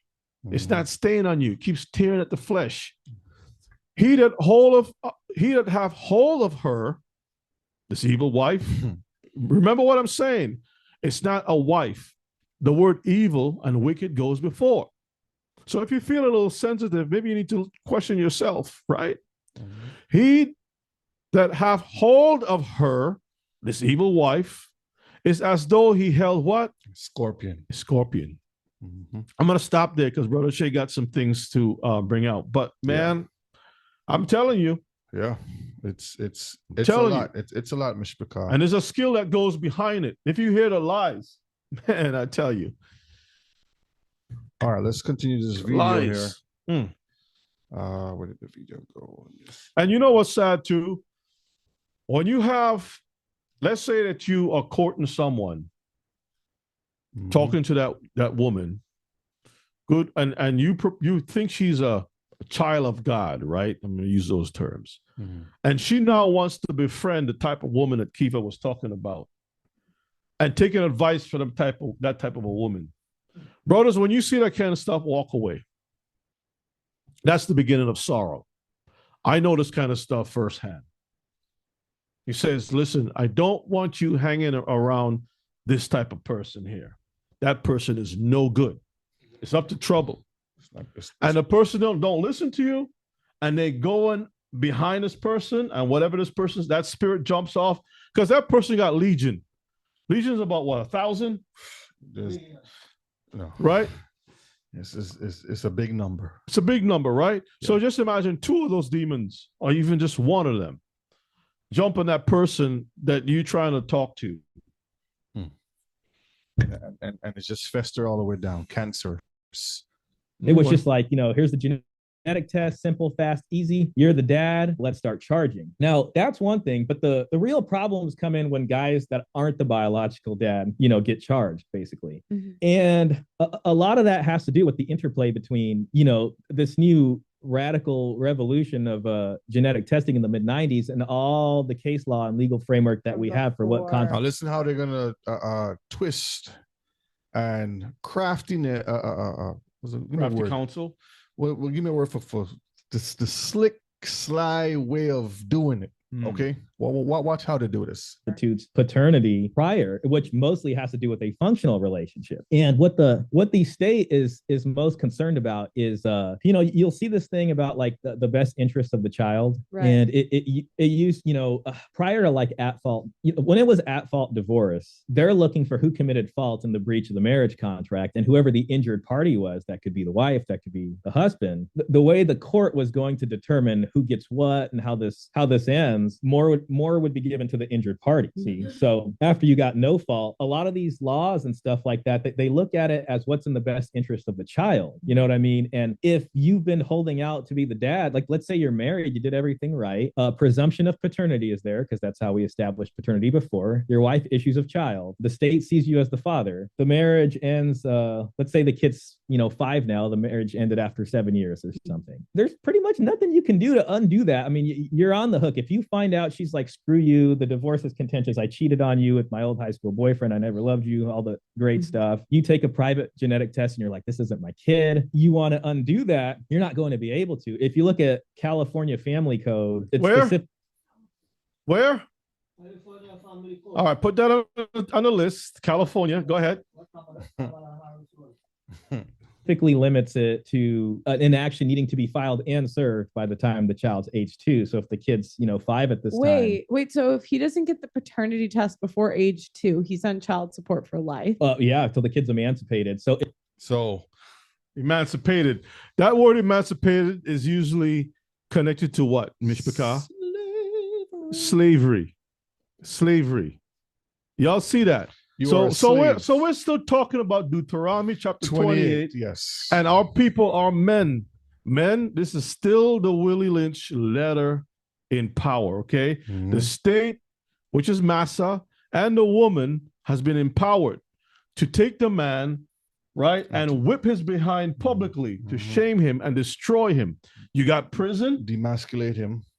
And then you have a bad reputation because you are blackballed, blackmailed, listed, all the thing that is black. All the black stuff. Right, everywhere. So your phone number is connected to you, right? Even if you change numbers, it just updates in the system. Yeah. If he does not file and serve her for to contest paternity prior to the kid's 2nd birthday, this is California specifically, then yeah, that's the case. And that's the problem with the married guys, and then you have the unmarried guys, which is a different thing. But these trad cons and people like that are like, get married. But that's what comes in with that, Wait, so they divorced at 7 and he goes, he can't claim the kid is not his now, or like the kid's 7. So if he was married and that child was born within the marriage, there's a presumption of paternity there. It's a very specific legal term, but it means you're legally the father, right? And no, he can't. That's very specifically in the code for California, and the states do vary. For where? Right. Where? California. Where, Elder? California. But for the most part, there's a federal act called the Uniform Parentage Act, and its suggestions are basically 2 years after the establishment of paternity. California is a little different because it says age. Now California is like a testing state. So certain states test certain things, and one of the main places that laws and legislations and different things are tested first before implemented federally or throughout all 50 states, and then leaks over into the rest of the world, starts in California. Okay.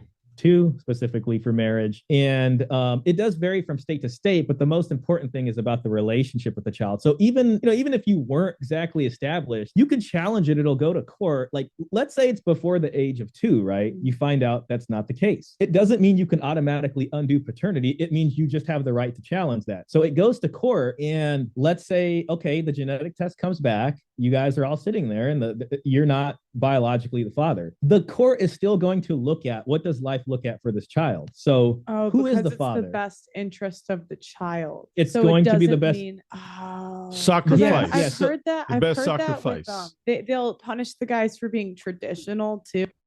They're going to punish the guys for being what? Traditional. That means that you're responsible. Mm-hmm. You're a responsible person. You're trying to do right. So we're going to use you as an example. And that's the majority, responsible people.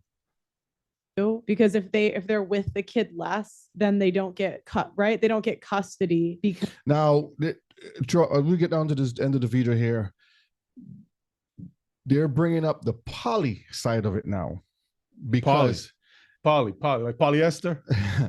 Because the way how the system is going, they're trying to bring in that whole LGBTQ mandation that they have going on in California to spread to the rest of the world. So listen carefully how they play. But if we follow what the Torah is instructing us, we won't have to deal with any of this mess. But let's continue. Yes. If the guy's like working to provide for the family, then he doesn't get custody, because technically the mom was with the kid more. But that's like what tradcons will tell you to do. That's what. Yeah. Well, custody. If you read about the history of custody, it's largely based off of functional parentage, basically. So functional parenting, not what biological or whatever it is going on. Yeah. Genetic testing caused a problem for custody also, because when genetic testing became a thing, you started getting guys. You would maybe get the affair partner of some woman who's in her marriage, and this child comes out. It's really the affair partner. So the affair partner says, "Hey, I want custody of my child. It's mine biologically," and then they would then sue to try to get that. And this created a new phenomena. So it really needed to be spelled out, like, what's more important as far as custody goes? Is it functional parentage or is it biological parentage? And Mishpachah, what this reminds me of, when you have situations where this takes me back to prison, where a lot of people have been incarcerated and have claimed that they're innocent and been in prison for 20, 30 years saying, listen, I never raped her, whatever the case may be. Mm-hmm. And when they do a testing, usually they are freed, right? Like, because according to the DNA sample, he was never the guy who, it was somebody else. Mm-hmm. And here you have the same thing playing out. So it sounds almost like if this marriage or this relationship thing between a man and a woman with the child, it seems like it's in the same atmosphere or environment of prison, of, some kind of a criminal thing that is going on here. Oh, yeah. A trap. As it stands now, no, brother Dawid, the only time I've been to a prison was to visit others who have been incarcerated. Okay. Takes a backseat and is only really important for who do we charge child support to. All right. Where custody has more to do with functional parentage. There's an interesting case also, where it went to the Supreme Court. I think it was Carol D. The child's name was Victoria D. I can't remember the other guy's name, but this was in the 80s, and I think it was out of California. And this one was really wiry, because usually the court can be like, okay, who really has the relationship with the child? Who does the child know? Yeah, that's who we give custody to. But what happened in this case is that the mom was with the husband. They lived together for a couple of years. Then they had a split up or whatever.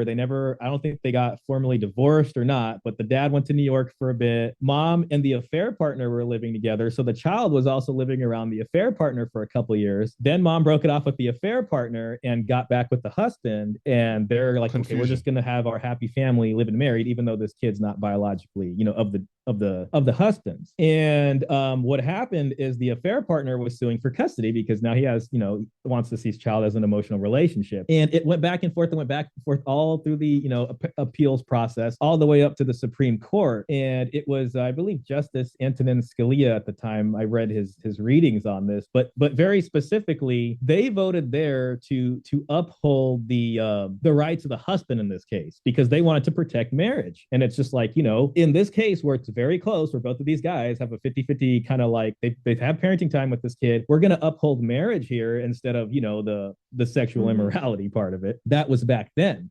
But these laws are ever evolving. Laws are ever evolving, but the Most High's laws is what? Never change. Hallelujah. See, never change. This is the difference between the land of the laws of the land. Now, as a Hebrew who's also an Israelite, or an Israelite who's a Hebrew, the Most High laws never change. But as a Christian, his laws always change. Mm-hmm. As a Christian, his laws are always changing. Well, that was that dispensation. That was his will for that point in time. But now it's different. Yep, that's how to do it. In Christianity, the laws is like a revolving door also. It changes. So you got one door because you don't want to keep that one. You come in another. And that's what it is. And California, for instance, you can have multiple parents of a child. I don't know if you knew that. Like you can have 3 legal parents of a kid over here. This is how they play the poly part now, okay? And that's been relatively new.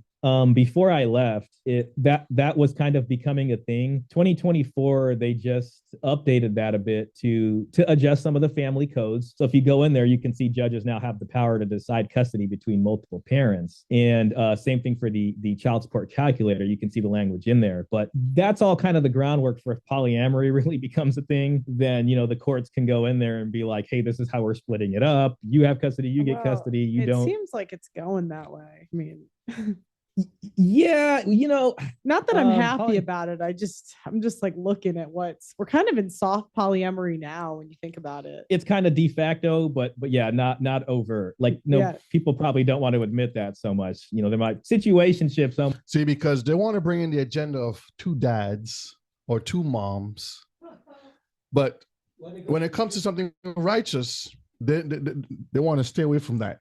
Where they get into China from? That's another subject, Elder. The term almost kind of begs to say it's polyamory, which is one thing. But the laws are changing to accommodate that. You know what I mean? So it's like, you have all this law going up till now, and it's yet to be seen. The multi-parent cases we have now aren't really that. They're relatively rare, and they have more to do with things like technicalities. Like I can give you a case construct. There was a case, and I mean, this happened where there was 2 guys, and the guys were like in and out of prison. But what was funny, it was like they kept missing each other. So like one guy would be in prison, and the other guy he'd be living with mom. Like one of these 2 guys was the dad, and then that guy would go to prison, and the other guy would get out, and he'd be living with mom.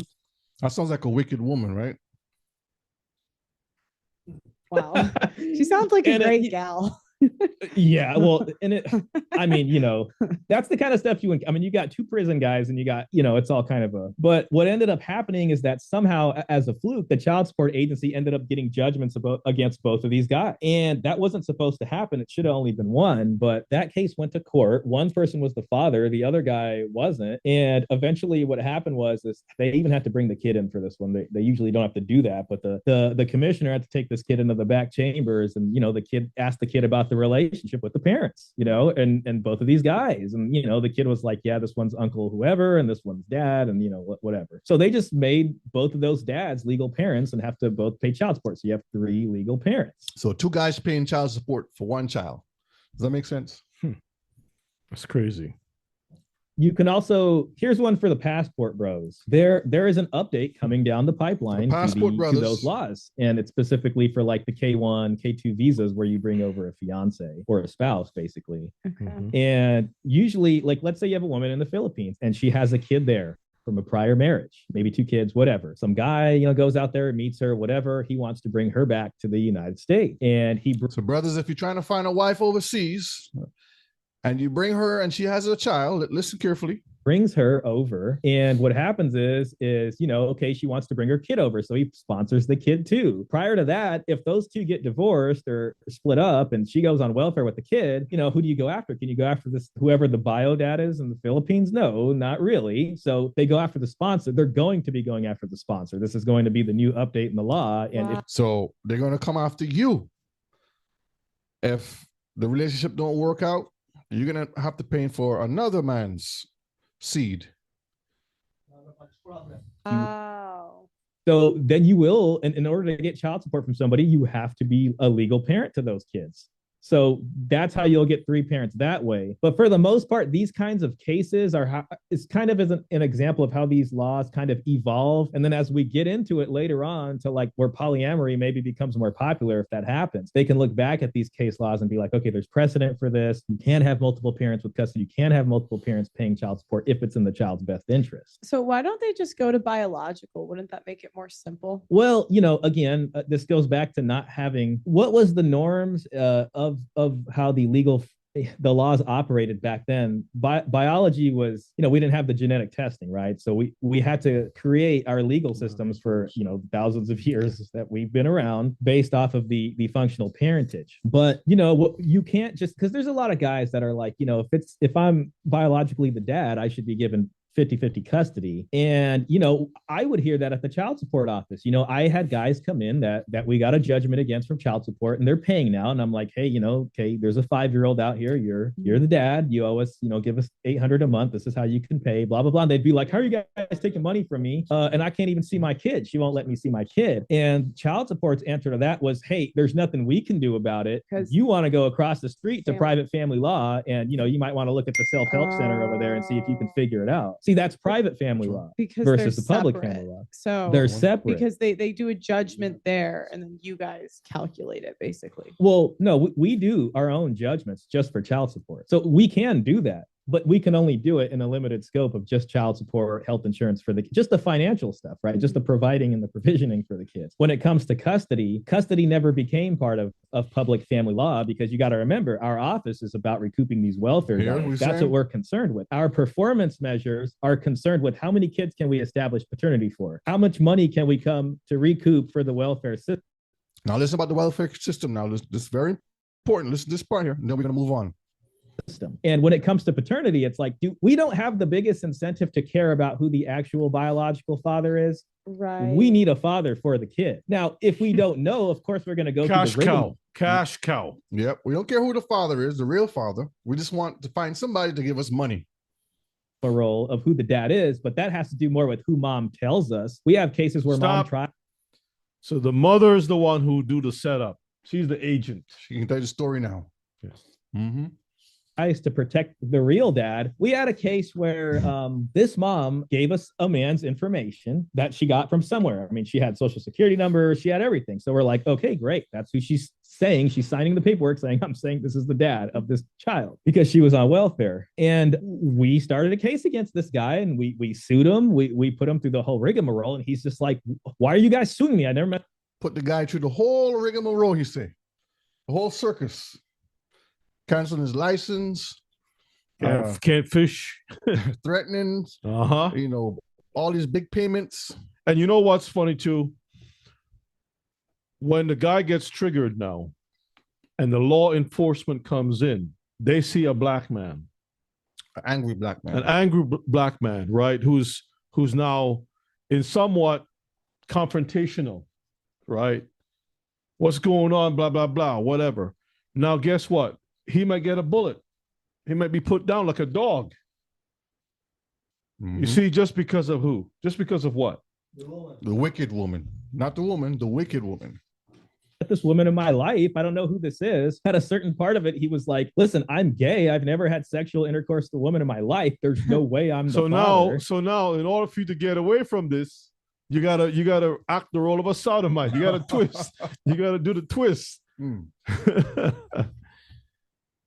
And the genetic test came back. He wasn't the dad. And finally, like when we had to put some pressure on the mom came clean and she was just like, okay, the real dad actually lives with me.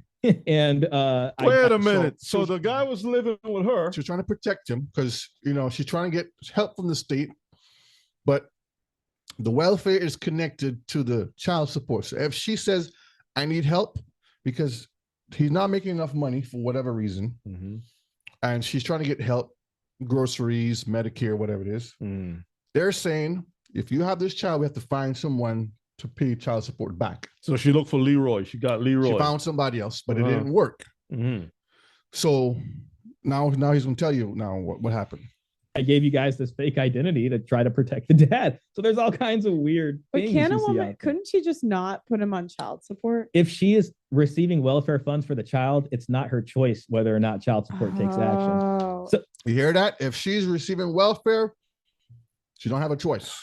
So sometimes some good sisters would say, I don't want to put the dad through this stuff. I'm going to try my best.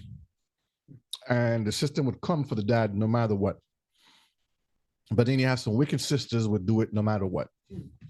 So If there's she a gets thing called welfare from the state, she Yeah. has to put someone on child support. when you sign up for welfare, one of the things is it's a specific term called assignment of support rights. So when you sign Assignment up of for support welfare, rights. you are assigning your support rights to the county, and now it play becomes the that back county's again. right to go out. Play, just back it up just a little taste and play it again. Oh. So If there's she a gets thing called welfare from the state, she Yeah. has to put someone on child support. when you sign up for welfare, one of Stop. the things is When you it's sign up for welfare, one of the things is what? a specific term called assignment of support rights. The signing of support rights. So when you go for welfare, signing of support rights. Keep that in mind. Keep that in mind.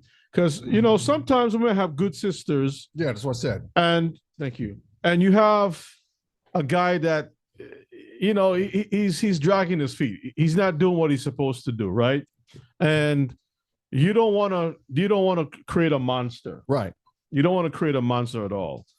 And so you go in not knowing how the game is played. You're not realizing that you are making a noose when you contact the welfare people, you are helping them to get the noose put together. As soon as you go for the there, lynching. you connect that rope. And by the time the guy is destroyed, you realize, by the time you realize it is too late. He's already destroyed. Your family's in a mess. Now you just created a monster. Even though he was a little bit lazy, didn't move when he's supposed to, or maybe he's a guy that he gets jobs, but he's not really on a job long enough or doesn't pull enough money. And it's kind of frustrating. This is why the Bible says that, and I'll get it too, how important it is to live in a mean cottage. A mean cottage. A mean cottage means like, look, I don't have the golden knob, doorknob, right? I don't have the stained glass windows. I don't have the marble floors. But I do have a house. And it's clean. It's clean. There's no roaches coming in. There's no migrant work things coming through called roaches. No visitors. No visitors, none of that stuff. No, you know what I mean? It's warm, but water bugs. Okay, water bugs. Okay. So they, but some people, for them, so they need blah, blah, blah, blah, blah, blah.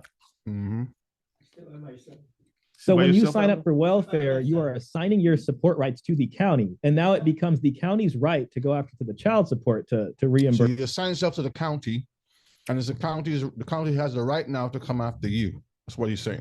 The federal, the treasury, basically.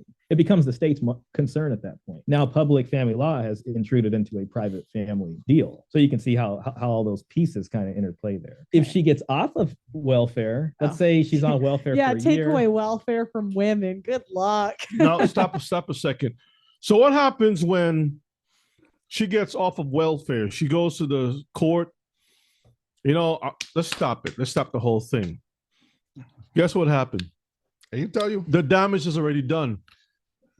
The damage is already done. They don't say When a B-52 bomber is flying over, and the bomb is from the dropped. time it opens the doors and that bomb is released, There's not a string that you can pull it back. you're like, hey, special airborne, get down there and pull that thing back up. None of that what do you call that guy again? Tom Cruise type of move. Mission Impossible. Mission Impossible moves to get that thing back. Yep. Yeah, Well, okay. If it happens, then Miracles happen, I guess. Sorry. No, when the miracles Take happen. At away that free point- things from women, never.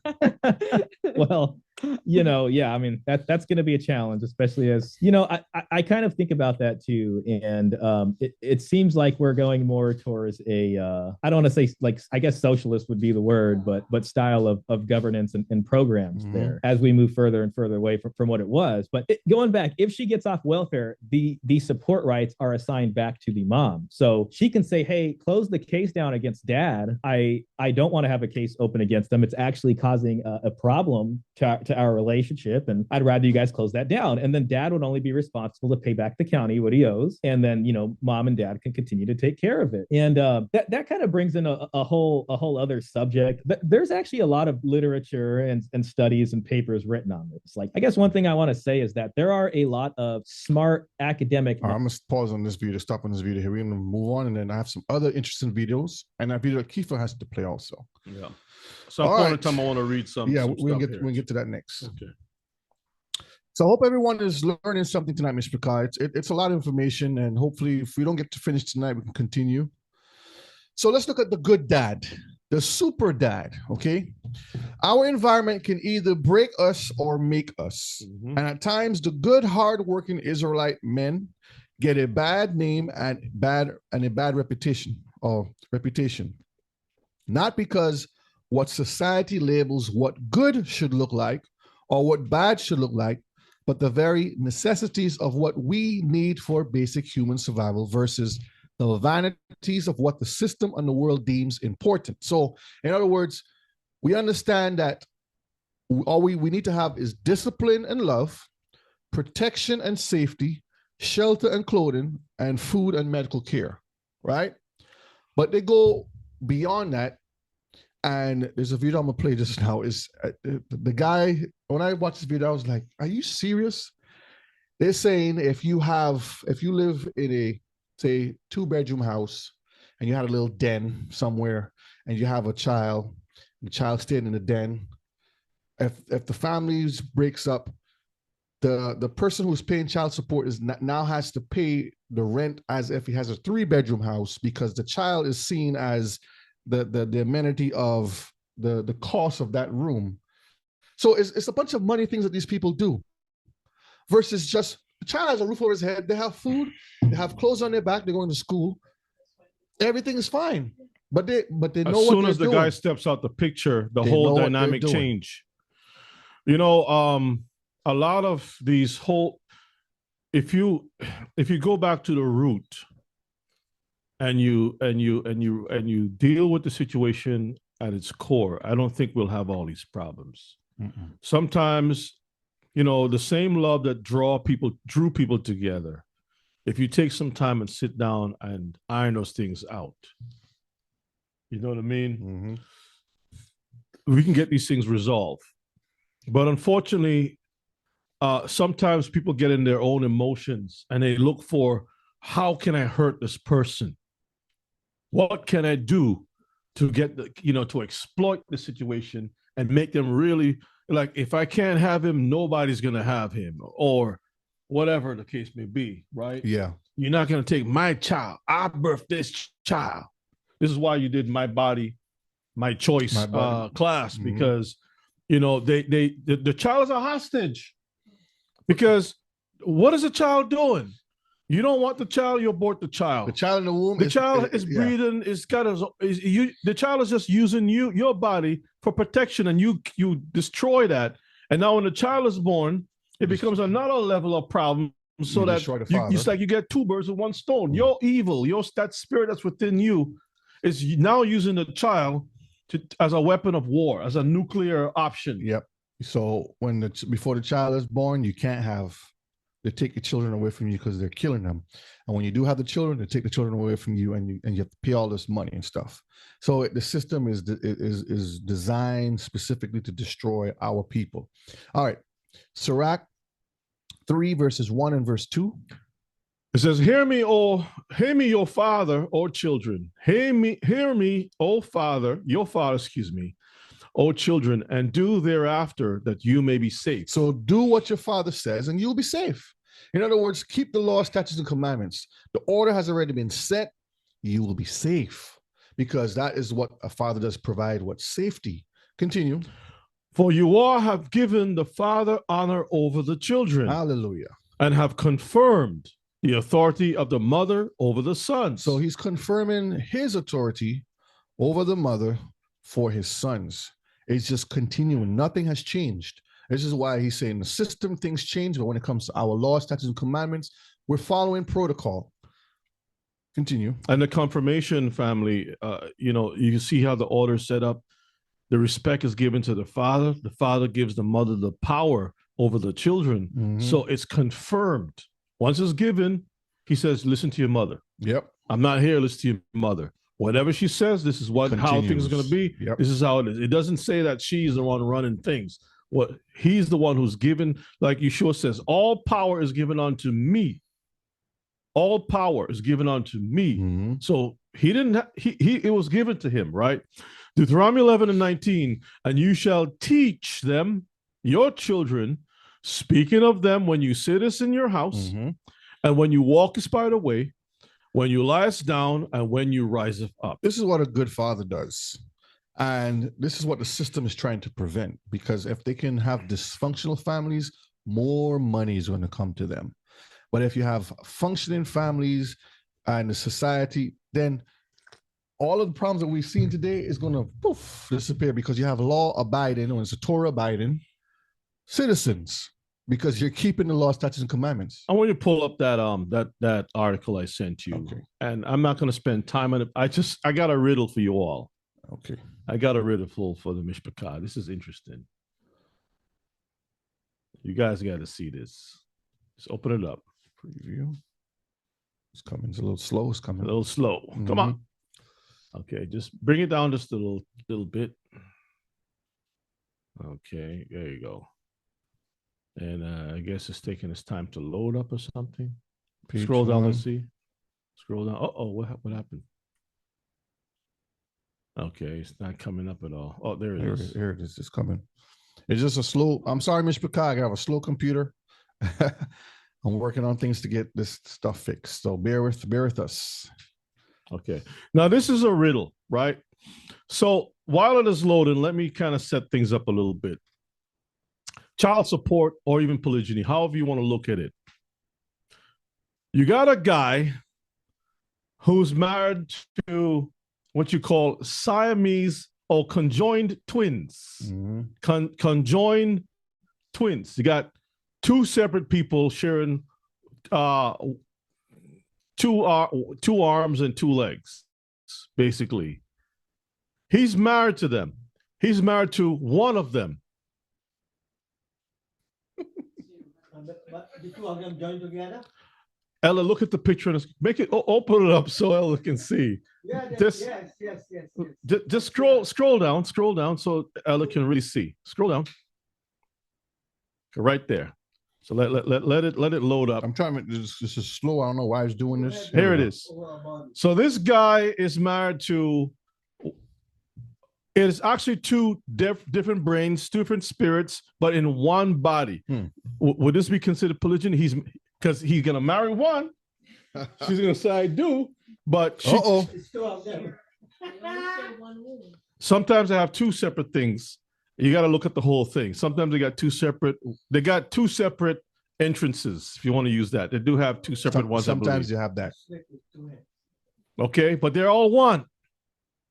Now, what about child support in this instance? What about, how does that work in this? This is a riddle. You can close it out and go on to your thing. I just want to share that with you all. Let me go back up He's again. in love with one of them, not both of them. Mm. But one can't leave the other, otherwise they die. So he's actually stuck with two women all the days and their sisters. How does that work? Good question. Good question. Okay, how does that work for those who are anti this and anti that? But anyway, Just riddle me that. So, Riddle me that. Mishpachah, We'll come back to that at another time. if we from the beginning keep all the commandments again and follow what was established from Torah, we wouldn't have these problems we have. And this is talking to both men and women. Brother Michael, if the other sister marries someone else, Oh boy. that will be breaking the Torah full scale. Okay, it will be breaking the Torah full scale because it'll be a form of adultery. All right, Numbers chapter Okay. 5, verses 11 to verses 16. It reads 5:11 to 16. And you all spake unto Moses, saying, Speak unto the children of Israel, and say unto them, If a man's wife go aside and commit a trespass against him, and a man lie with her carnally, and it be hid from the eyes of her husband, and be kept close, and she be defiled, and there be no witness against her, no DNA, none of that stuff, right? Neither she be taken with the matter, and the spirit of jealousy. Uh-oh. See how the level that the Most High is bringing it to? Come upon him, and he be jealous of his wife, and she be defiled. Or if the spirit of jealousy come upon him, and he be jealous of his wife, and she be not defiled, then shall the man bring his wife unto who? The priest. Now, this is what I was talking about. In our Torah, we have a way of doing things, just like how in the system you go and you file a paternity test and different things. All this, the Most High has his way. The Most High has his paternity test. Where did we stop? Bring the wife unto his priest, unto the priest, and he shall bring her offering for her, the 10th part of an ephah of barley meal. He shall pour no oil upon it, nor put frankincense thereon, for it is an offering of jealousy, an offering of memorial, bringing iniquity to remembrance. Now we can read on and so forth, but and the priest shall bring her near and set her before you was. So basically, we can see that the Most High have a way of working certain things out. This system that we have here is not in accordance to the Most High. It's all about the money. Because remember, it's supposed to be for the well-being, the welfare of the child, to make sure that the child is not a menace to society. It has a roof over the head, clothes to wear, food in the stomach, all those different things, and protection. But guess what? The child is pawned. That's why his name is Pawn Jackson. Pawn Jackson. Pawn Jackson. Sorry, Miss Jackson. This is Tobit 4 and verses 12. This is some safeguards. Beware of all whoredom, my son, and chiefly take a wife of the seed of your fathers. Why? Because your fathers or the family, the lineage of Israel in righteousness has been tried and tested. You know, your chances of success is higher. And take not a strange woman to wife, which is not of your father's tribe. We are the children of the prophets, Noah, Abraham, Isaac, and Jacob.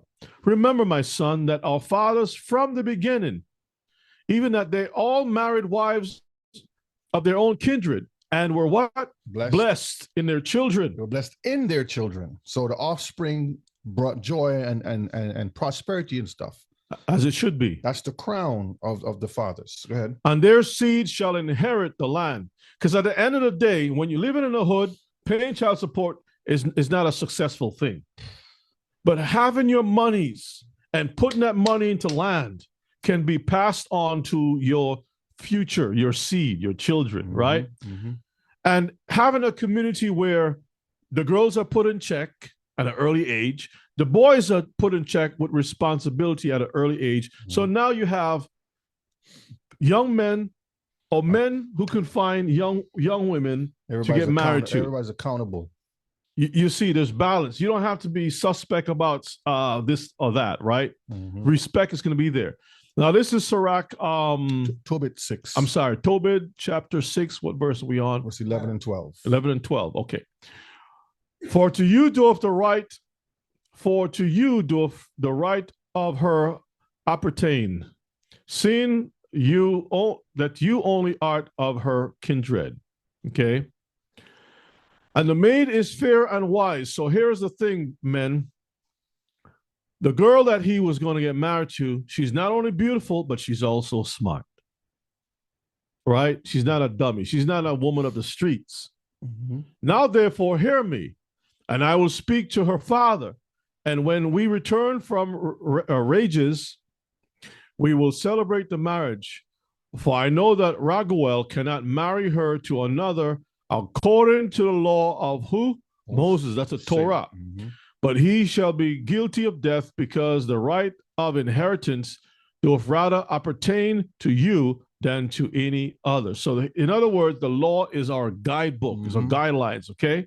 You won't have this, you won't have this problem, or like we heard the guy was talking about the case of when the father goes to jail, another guy come out of jail, and is this rotation? Confusion. This is 15 now, Tobit chapter 6 and 15. Then the angel said unto him, dost thou not remember the precepts which your father gave you, that you shouldest marry a wife of your own kindred? Because it's tried and tested, right? Wherefore hear me, O my brother, for she shall be given you to wife, and make no reckoning of the evil spirit. Don't worry about the evil spirit. For this same night shall she be given you in marriage. Hallelujah. Hallelujah. Let's get chapter 7. Chapter 7, and we're going to 13 and 14. So we can see that the reason why it says of your father is because if you have a history of a certain set of people living a shalom life, you know what I mean? You stand a much better chance because it's tried and tested. Great-grandfather lived this way. Grandpappy lived this way. All the daddy and uncles and everybody else, that whole family is known to be people of honor, respect, and so forth. If it ain't code, have code. Don't fix it.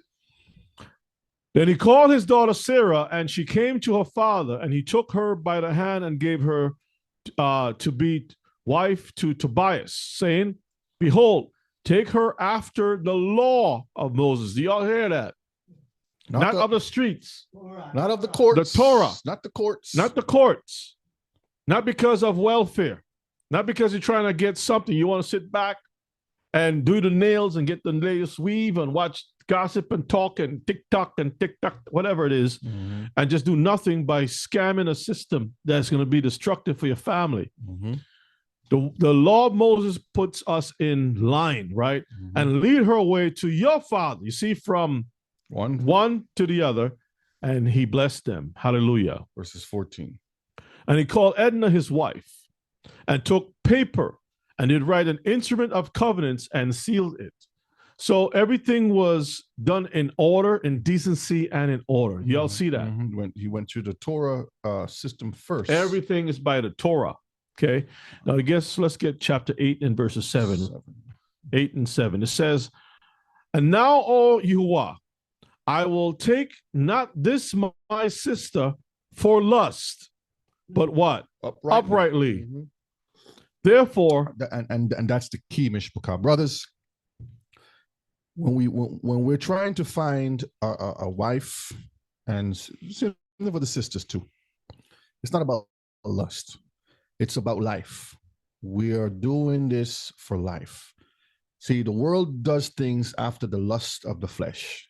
You see all the shows on commercials and movies and everything they're pushing.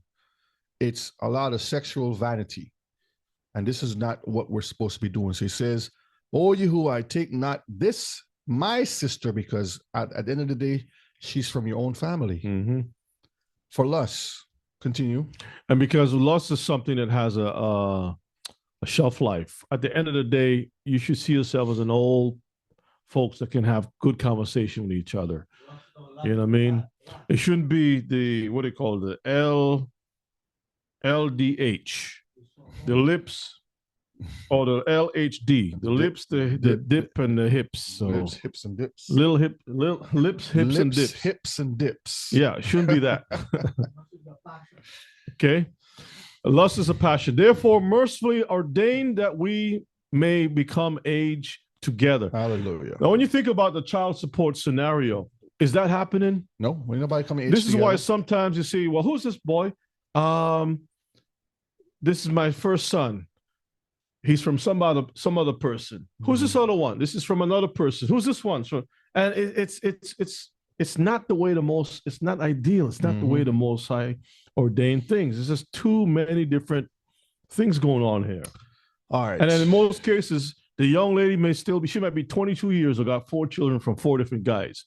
And she might be a beautiful woman, and she may have learned her lesson, but now a Hebrew getting to know her before he gets to know the children, and his spirit, like, I like this woman. I think I can build a family with her. But then when you think about those 4 children, that he's gonna have to see 4 different dudes show up. Where my boy at? Or my girl, my baby's at? My son at? I'm coming to pick him up. And you're like, shalom? Bigger dudes from prison showing up, looking at you sideways. And if that child goes out of line and you really want to bring them in line with the rod of correction, you can't do that. Because daddy already put it in the son's head, nobody's going to touch me. And when a child wants certain things, you can get around mama. Because that's the reason why mama's not with daddy, because mama feared daddy and she moved on. And now the son has been implanted with, hey, I don't have to respect anybody in this house. But the law is saying the son is going to stay with mama, and the father got to come by every so often. So it's a mess. It's a mess. It's a soup sandwich. There's a federal law called Title. Pause it a minute. So this is the video fair use that we're going to listen to next. Okay, it's 8 minutes long. Let's listen to it and see what we can glean from it. 4D. It was passed in the late 1970s. This is the cause of the divorce explosion in the 1980s and the creation of, there were no family courts in the early 1980s. They didn't exist. They were created specifically because of Title 4D. Title 4D provides for matching funds for the collection of child support. So I don't know about Virginia, but I know about Texas. In Texas, it's $500 million. It's $480 to $520 million per year. The more child support that's issued, the more money the state gets in reimbursements, the more it collects. So that's basically the state 401k plan. Whatever you bring to the table, they'll match it. Yep. Yep. The last video I'm gonna play tonight is gonna be really funny to understand, because he's gonna talk about how the brothers trying to become smart now, and we'll get there. Let's finish listening to this. The more it gets in the entire Texas Attorney General's office is funded by the child support collection matching funds from Title 4D. Wait a minute, pull that back again. Texas, the whole Attorney General, the same people that is in charge of prosecution, right? Is funded by child support. Yes. Yes. So the law is criminalizing people, is making them money off of criminalizing people to fatten their pockets. So it's just like the same thing where you have that where they would not hire you for a job and you're out looking for a job, and then they will arrest you and put you in jail. This is back then. They're still doing it in some places still, where now you have to work for the state for free. It's a trap, Mishpachah. It's a trap. Is funded by the child support collection matching funds from Title 4D. In Texas actually has a law in the Texas government code which requires all judges to rule in cases in such a way to maximize Title 4D reimbursements. Wow. Before anything is heard in case. This explains a lot of peculiar things in family court. Family court's known for giving custody to the dysfunctional parent. They just do it consistent. They do it all the time. I watched a case ahead of mine one time, and they gave 2 children back to a heroin addict mother who had successfully passed a drug test after 15 days for the first time. Oh my God. Okay. What was when a wife says? Okay, music first and then kill and click on the mute on the button. That's crazy, family. It's crazy. Yeah, Kiefer, what's on your mind? Kiefer got some more experiences to share. Experience number 2. This is actually a fact that I experienced also. I had to sit down with a social worker at the time, and they were making a decision who were the more optimal parent to be. Who the more who? What? Who's optimal? the most best parent for Okay. the child? The better to be parent. with. Okay. And based on stability and stability for the children, safety and everything else. And social worker told me everything was fine. I was all set as far as me being, as far as what they could tell me and see that I have the job, I have the room, the capacity, everything to take care of the children. And when I get to court, it was switched. It was changed around, and I didn't get custody of him after going through lawyers. So after the social worker saw everything, this is the person who's an eyewitness That's Yeah. proven to everything. prove everything, right? Caseworker, right? And when you got to the court where they don't even know you, they haven't been around you or the children to assess what's going on. They're just looking at paperwork. Yeah. Just numbers and paperwork. And you know what it is all about, Kifa? Money, your income. The fact that you're pulling a certain amount of money. This is why a lot of times police officers by the street doing detail. Yeah. It can be 20 degrees below zero and you're by the corner watching the construction going on so you can get that. He was to saw me driving by. That's crazy. Yeah. Okay. What was the Why would they do alternative? that? That makes no sense, right? Everybody goes, nobody in their right mind would do things like, why do they do it? Here's why they do it. The state knows full well it will never collect child support from a heroin addict. And all that matching money, they don't get it. Got it. They know that the responsible parent will bankrupt themselves to protect their child and to take care of their child, and they'll get all the matching money for that. So the decision in family court doesn't come down to, are you a fit and willing parent? If that were the case, then in 99% of the cases, you would have both parents getting 50-50 custody because both parents are fit and willing, right? Most abuse is actually much rarer than we think, right? Yeah. Stop. You hear that?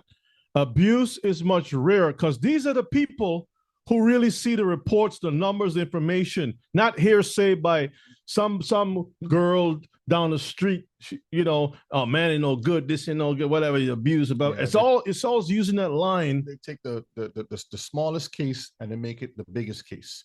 So if it's happened to one person who's been abused, it becomes the majority case. Everybody's being abused. And so you can see what this is really all about. Imagine the crack addict, the drug push user, and so forth, right? They know that person is not responsible. So they purposely target the person who's willing to sacrifice. Brothers and sisters, this is all about sacrifice. Mm-hmm. So abuse and neglect, those are two ends of the spectrum, right? So what they do is they say, which person here will give me the maximum Title IV reimbursement for the state? Wow. And that's the person who loses custody so that they pay child support. That's the real calculation that's going on. You mentioned CPS, and if you're looking at laws around this, you need to know about Title IV-E. Title IV-E gives reimbursements for. So when the government is talking about Congress is going to pass a law to help for child support, you're thinking that it's just collecting money from all the different taxes to kind of help the poor and needy in the community? No. It's looking for targets. Tightening the grip. Looking for targets. Creating criminals by the use of children. And then after you rob those, this is why it's called a reimbursement. After you rob them, you take that money and put it back in there. This is a criminal. This is a sanctioned criminal activity. Come on, Kifa. This is a sanctioned. You need to pull up a chair over here, Kifa. Speak a little bit louder. Speak louder so they can know. Experience number 3. Uh-oh. After getting the opportunity to have visitation for the children, and it's a weekend or it's a day or two that I get them. When it's time to return them to the mother, can't find her. No, you can't find her. She's no way to be found. I speak to the grandmother. Hey, listen, I have to go back to work. I'm bringing them my shift. I'm due for my shift in the next 2 hours. I have to get prepared for work. Can't find her, so I have to call in sick.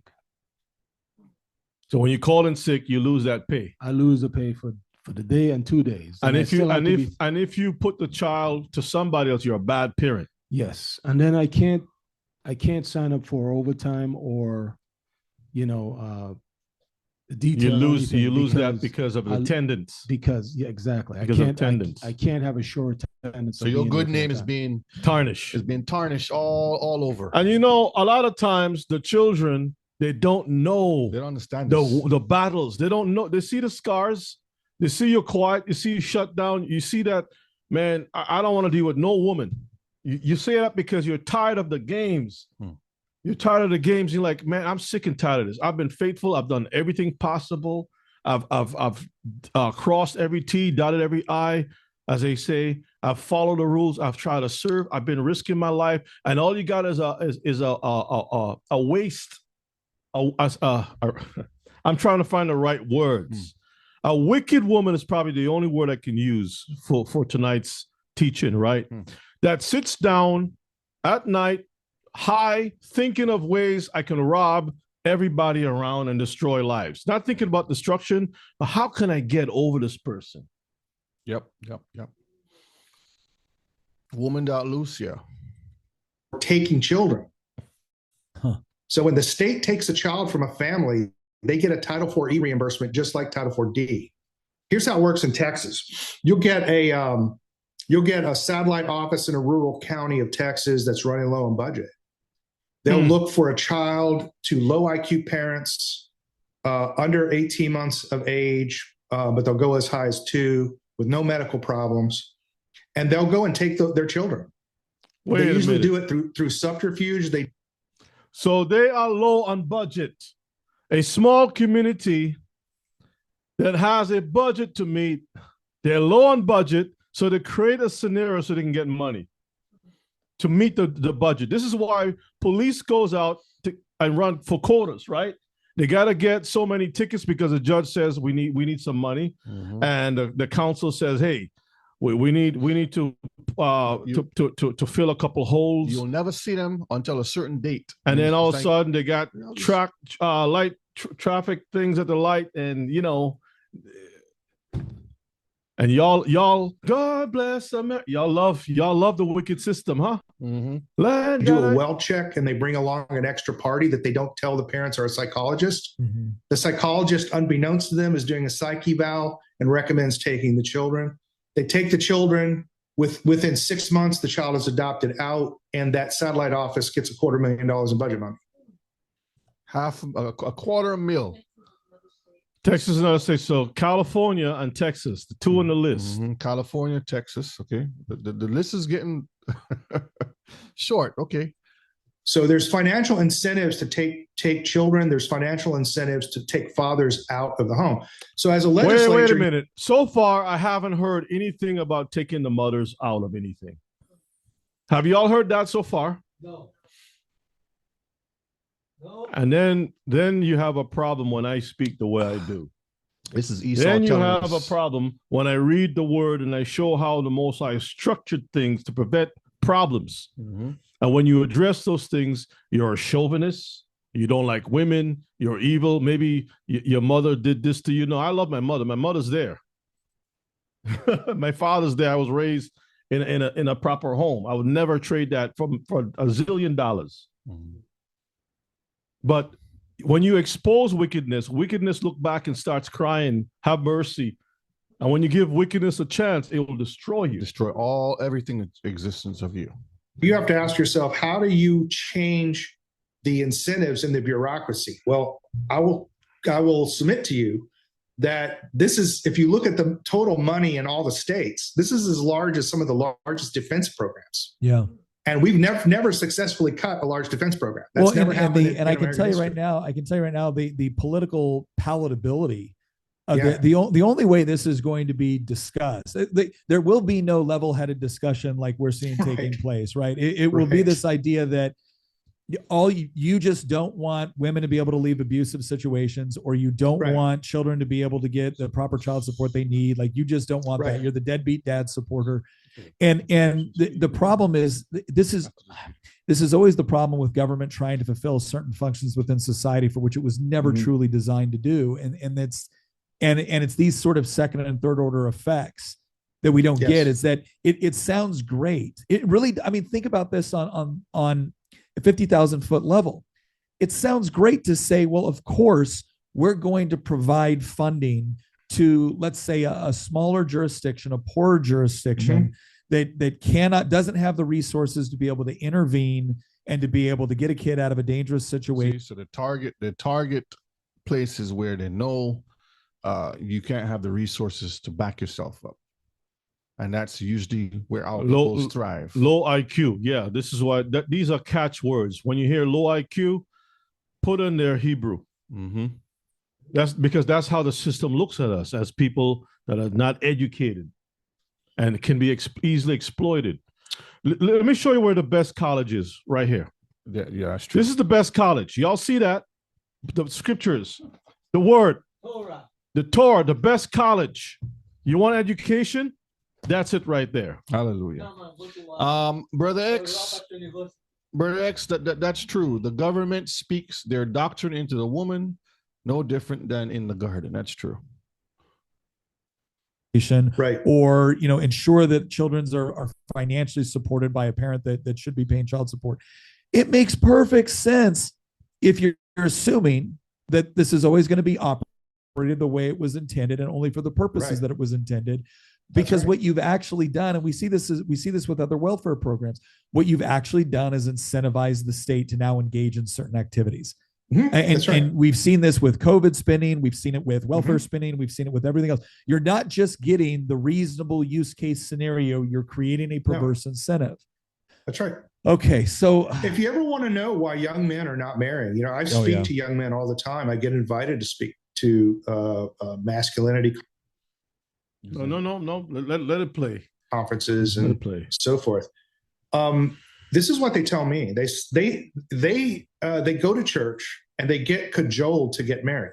They're told that it's their duty, it's their God-given duty. The problem is they have actually witnessed their father's lives become totally destroyed. I talk to lots of young men. They're like, my father lived out of a car for 6 months. Yeah. Because the court look, I don't think, people understand the impact of child support. So in Texas, if you have 2 kids, they're going to take 30% of your gross pre-tax income. Okay. Most businesses could never survive confiscation of 30% of their pre-tax revenues. They would just go out of business. Yeah. I've done the numbers. If in Dallas County, based on cost of living, if you make less than $45,000 a year, you cannot rent a home. You're left with about $800 a month. You hear that? Y'all hear that? Y'all hear that? And you're wondering why you have so much homeless, mostly men. There isn't too many programs for men because it's always expected by society. This is the same society that says we have changed now. Men and women are equal. But really it's not, because men has been the breadwinners from the Garden of Eden.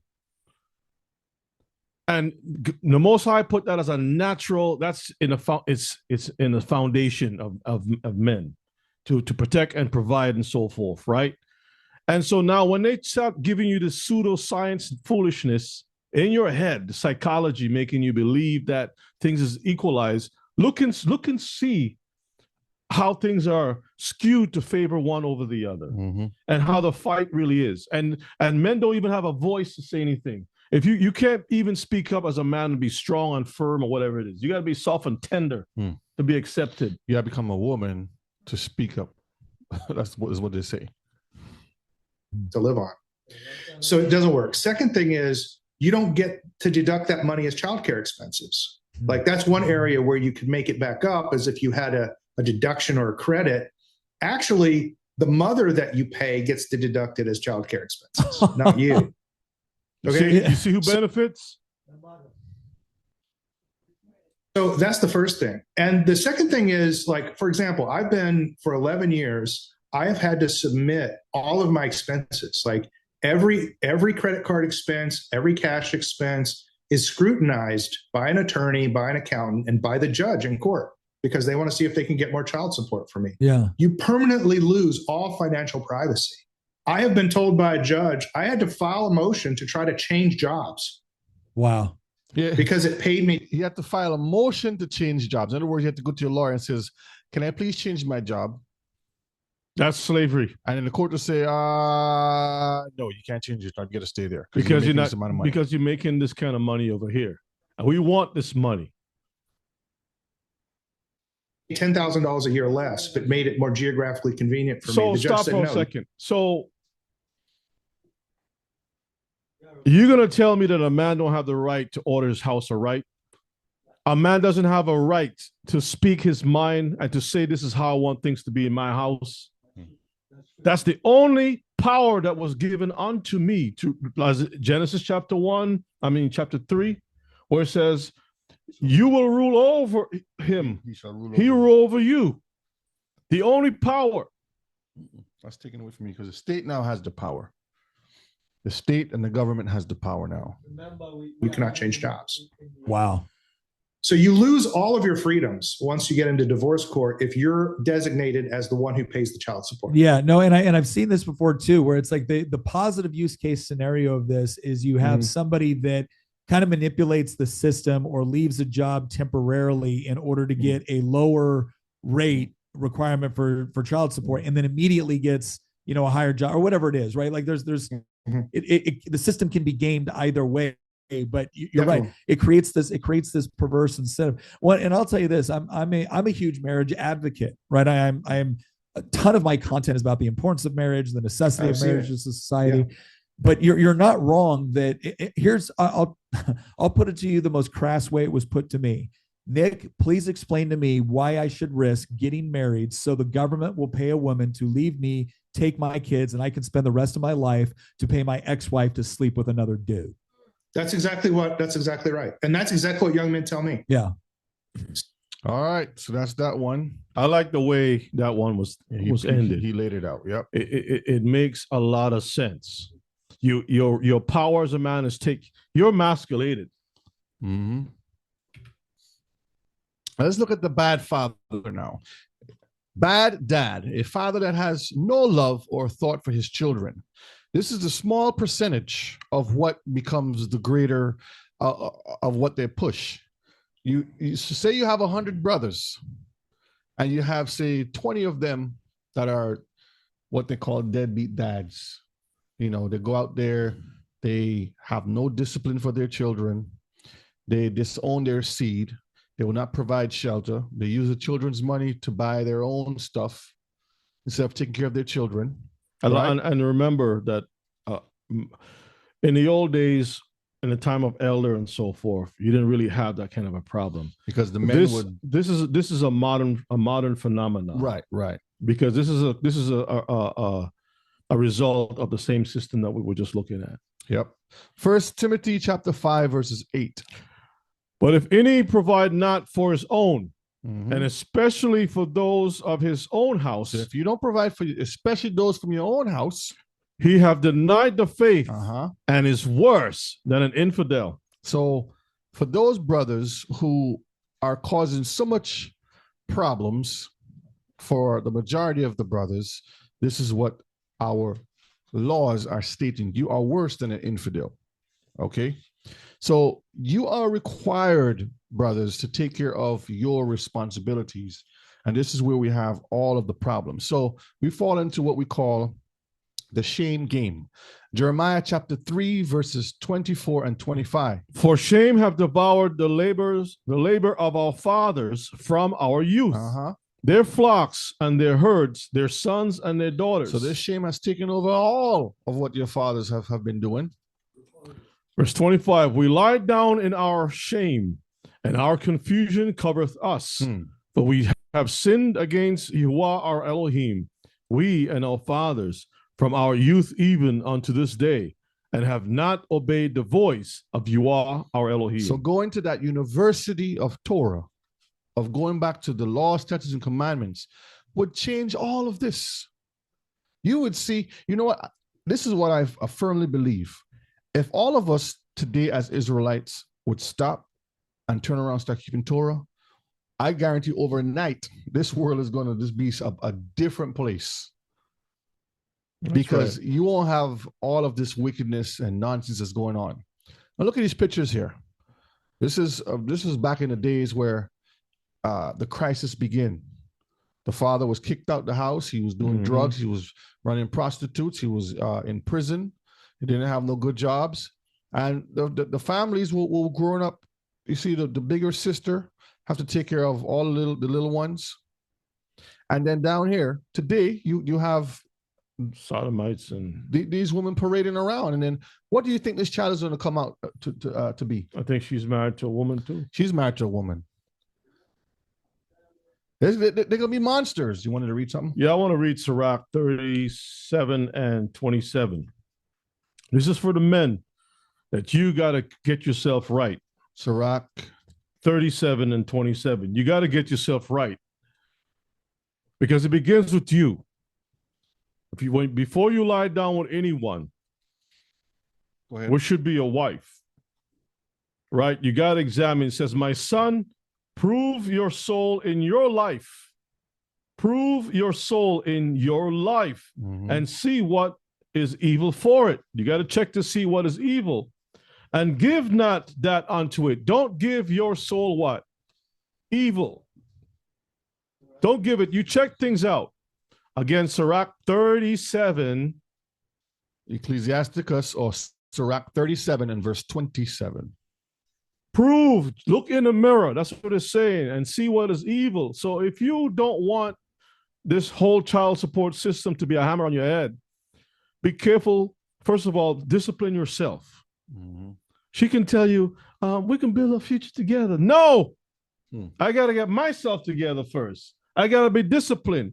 Oh, no problem. Don't you love me? Don't you want all of this right here? Oh, look at all of this right here. The lips, the hips, and the dips. The lips, hips, and dips. Come on, Elder. The chocolates. The chocolates. Brother Rod, see, you said the brat is going through a divorce now. Oh, I wonder how this is going to go. I thought they loved each other, but they go through the same thing as with a monogamous relationship, right? So this is the kind of madness. Now let's look at this. Read that for me, right up here. What race has the highest single mother rate? Like poverty rates, the prevalence of single motherhood among children also varies across ethno-racial lines. And these trends have been fairly stable. From 1995 to 2018, single mother prevalence remained highest among Black children, followed by Latino children, and then by white children. See, Mr. McCaw? So it is telling you where all of these problems starts as a nation, okay? Read down it for me. What race has the most fatherless children? 57.6% of Black children, 31.2% of Hispanic children, and 20.7% of white children are living absent their biological fathers. So you see right there, Mr. McCaw? Why are we the highest in the number? We're always going to be the highest until kingdom comes. Kingdom come. Okay. All right, let's look at this next video here. Because when you go to the church and you start telling straighten things up in the church with the women and the men and all that stuff, this is no. Women, you are loose. That's law. We don't do the law. We don't do these things right here. We're equal. Do whatever you want. All right, let's listen to this video. I split this in two, so let's listen to this one here. This guy breaks it down a little more. This is when I was talking about the house. Okay. Hi, I'm Joe Sorge, and I'd like to tell you about a breakthrough study coming out of the University of California that reveals some shocking facts related to our child support system. We all know that divorce is contentious, but why the long, drawn-out battles over custody? These battles pit one parent against the other and put the children in the middle. In most cases, both parents want to see their children, and except under rare circumstances, do the children not want to see both parents. So why don't the parents simply share the children? Well, you guessed it, money. If child support levels are set too low, the children may not get proper housing or food or clothing. But if child support levels are set too high, the payer may not be able to afford the payments. And under our current system, if a payer falls behind on payments, a warrant may be issued for their arrest. And if they're arrested, their driver's licenses are taken away and they're put in jail where they can't work and make money to catch up on their payments. So it's a vicious cycle and nobody wins.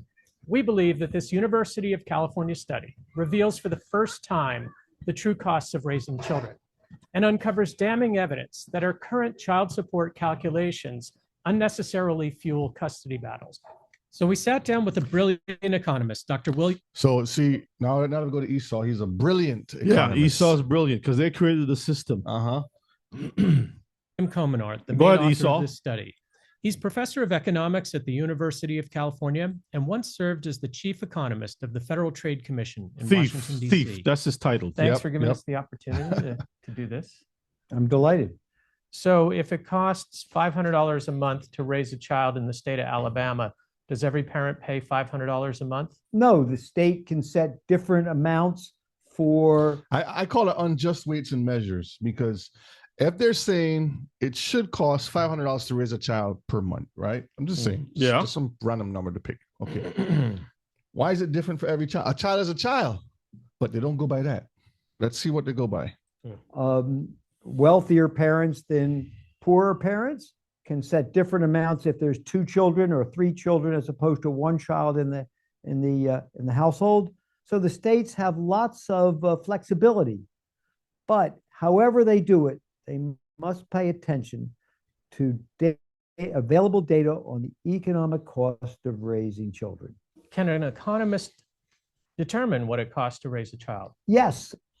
Suppose you have 2 households with Now listen.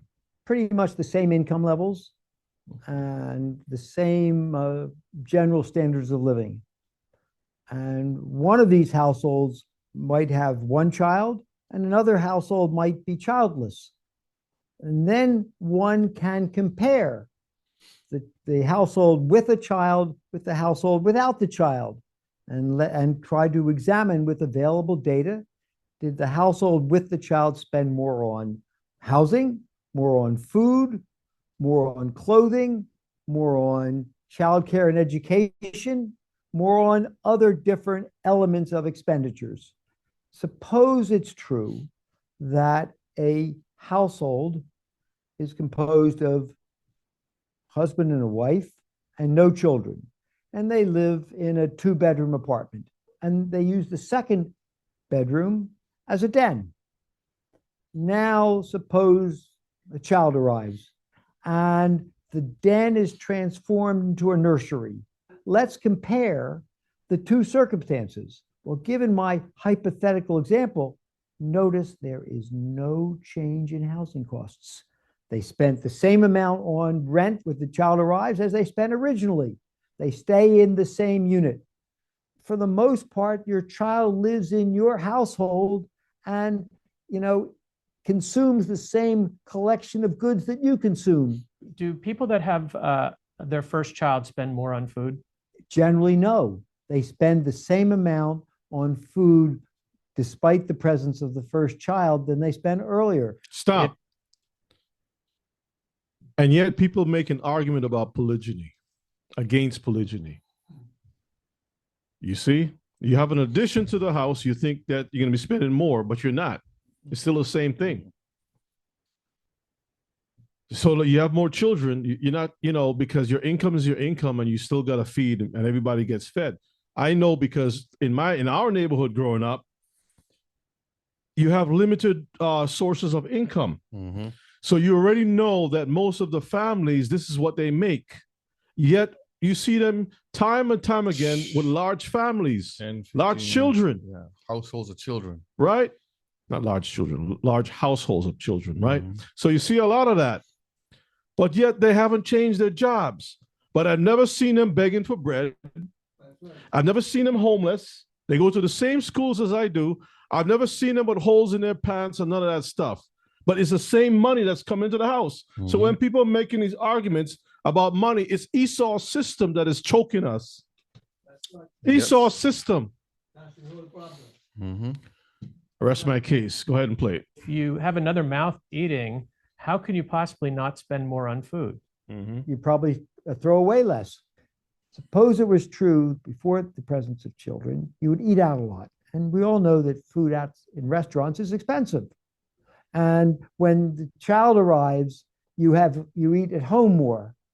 So there may be some redistribution within the categories. I don't doubt that.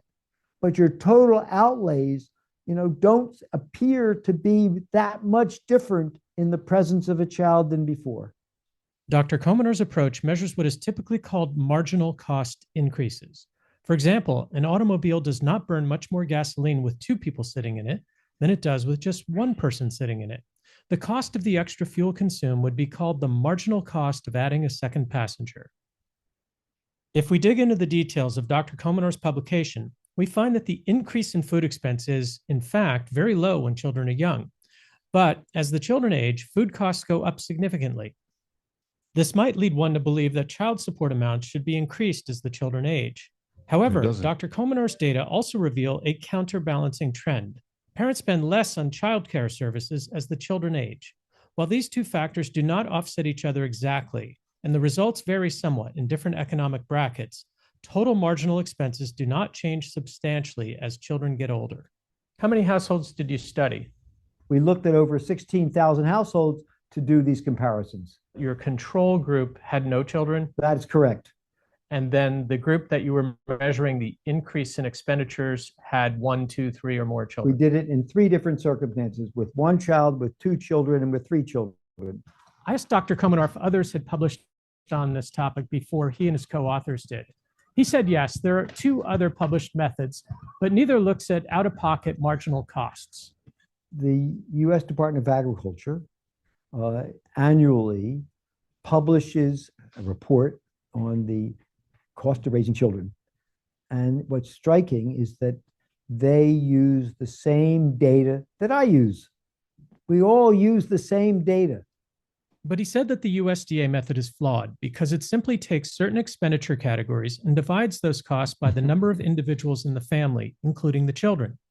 This is called the average costs method, as opposed to the out-of-pocket. It's called crafty counsel. Yeah. So the guy says, you could put 5 people in a car. It's going to have the same amount of gas if you have 1 person in the car. That's it. But no, they're going to break it up and say, okay, since you have 5 people, we're going to charge you for each person. Yeah. Marginal costs method. I asked him to give us an example. So imagine you go to the park, or you go into a federal park or whatever it is, and you got to pay an entrance fee. It's based upon the car, not the amount of people that's in the car. Yeah. They know what they're doing. His method comes up with a more realistic measure of transportation costs than the USDA method. The household had 2 cars before the arrival of children, and now has 2 cars still. And for the most part, they say they spend the same amount of money on cars and gasoline and all of that stuff.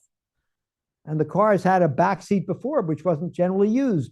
And now it's used with the child.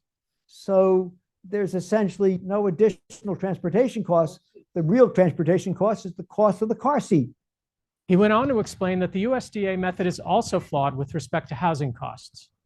They said that the housing cost of the child is the cost of an additional bedroom. You hear what So if originally you had a 2-bedroom apartment, 1 used with a den, then the housing cost would be the hypothetical rental cost of a 3-bedroom apartment where you could keep your den, even if that was never used. Mr. McCarr, I remember studying accounting in school. Mm-hmm. Had an old Gentile guy, like that guy right there, as my teacher. And I'm sitting back in the classroom, and he got the columns, the ledger, expenditures, liability, and all kinds of stuff. And I'm watching the numbers, and it was like watching a magician. He's talking to me, and I'm looking at the numbers on the board, and it just didn't make any sense. You're telling me this number here is an asset, even though it's not even, it's a ghost, it's invisible. Mm-hmm. But I'm supposed to imagine in my head doesn't hold space for ghosts. I can't compute ghosts, but he's telling me that's what it is. I'm like, so you got to play Esau's game to get a grade. Yeah.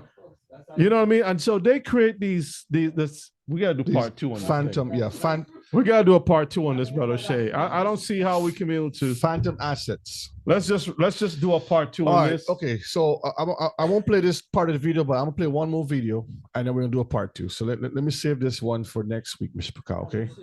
So because we might just have to do it on Shabbat. We'll see. You want to continue Shabbat? We might just have to do a Shabbat. Okay. Yeah. We'll see. So we'll work something out. Let me save this one here, and I'm gonna play this other one here. Let's see. Because this is stuff that has to really, you got to really take your time, get the scripture out, let the thing really digest and sink in. We cannot just run through the garden. That's true. We got to take our time and look and examine and identify each part. Yeah. Okay. So what I'm gonna do is I'm gonna do these last 3 slides here and play one last video, because I have 4 more videos to play that we really need to analyze and get into. All right. So this is the rail entrapment. Okay. So what does 4D mean in legal term? And some of you in the chat have been looking it up, which is good. It says, read that for me. What does IVD mean in legal terms? The Child Support Enforcement Program is sometimes referred to as the IV 4D. Oh, I'm sorry, because you had that up there. Okay. Yeah. All right. The 4D program. Because Title 4D of the Social Security Act requires each state to establish and enforce support orders when the government provides aid or welfare, or when a parent or legal caretaker requests services. See, so this is the real entrapment. Now look over to this young brother over here. It says New York rapper Zeddy Will, I don't know who that is, I'm sorry, is expecting children from 5 different women at the same time. He's only 22 years old. That's polygyny, basically. So he's about to have a real entrapment, because I'm sure none of these women are going to stick around. And if he's a rapper making the money, that creates the illusion of sticking around for what we can get. And if he fails that, that's where the child support, the hammer is going to come in. Mm-hmm. But if he does things legally in the eyes of the Most High, the right way, the women will have the security that they need. The children will be cared for, and he will still be able to do what has to be done. So it's a win-win-win situation. The families, see, what people fail to understand is that when you bring money in, you break the family up. Imagine, they say, in order for you to have a lot of children, you need to have a lot of money. But for some strange reason, people who have a lot of money and mostly educated don't even have children. Mm-mm. You see the game that they play? Oh yeah. Oh yeah. The same thing even with polygyny. Yeah. Oh, you need to be the Sheikh of Arabia. And yet when you become the Sheikh of Arabia, you have no interest in that. Oh, nope. Just think about it. Look and see how many wealthy people, families out there, or men that have more than one, a lot of children. They might have like 2, and that's about it. Mm-hmm. Now, can you go to jail for not paying child support in the U.S.? Read that for me right here. According to United States Code, failure to pay child support is a criminal offense if done willfully. Wait a minute. Okay. Adds up to a year of payments or $5,000, or if it violates a court order. Violation of this law is a misdemeanor. Carrying with it the punishment of fines and up to 6 months of prison time. Now look over here now. Can you refuse to pay child support in the United States of America? No, you cannot refuse to pay child support in the U.S. without facing consequences such as criminal offense. It is a criminal offense to willfully fail to pay child support if it, number one, amounts to a year of payments of $5,000 or $5,000, violates a court order, is for a child who lives in another state. All right, the next category, enforcement actions. Court can take action to enforce child support orders, including suspending your driver's license or passport, revoking professional and occupational licenses. Wow. placing liens on your bank and property. Wow, Shalom Life is gone. Intercepting your tax refund. Intercepting lottery winnings so you can't even get a scratch ticket. Garnishing your bank account. And anything linked to your social security number can be tracked. Remember that. Jail time. Convicted offenders can face up to 6 months in prison. 6 months in prison. So you're in a jail and the guy said, "What are you in for?" I'm here for no, you ask the guy, "What are you in for?" "For murder." "So what are you in for?" "I'm not paying child support. I can't afford to pay it." State child support agencies are required to provide child support enforcement services. They can also report parents who haven't paid child support to federal and state tax agencies. So the tax can see on a local level and a federal and a broader scale interstate. Yep. They have all eyes on you. Now check this out. You asked about the worst state. Let's see. Read this over here first. Massachusetts has the highest average monthly child support payment of $1,187. Nevada, second. The average monthly payment is $1,146 per child, huh? Per child.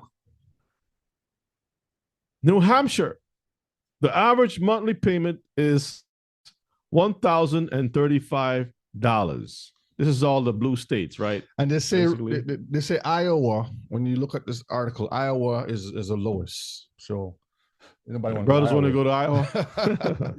Now, the Foster Daily Democrat that says stimulus check. This is back in 2008 when it was giving out stimulus checks. Just read down here for me. Treasury Department figures obtained by the Associated Press show that more than 1.4 million of the checks have been seized since the payments began last spring. And a total of 831 million has been collected by child support agencies nationwide. So you get your stimulus, and here comes the Ravens. But you see the number, right? Yeah, 831 million. It's almost $1 billion. Oh yeah, where the mothers are. Where the mothers are?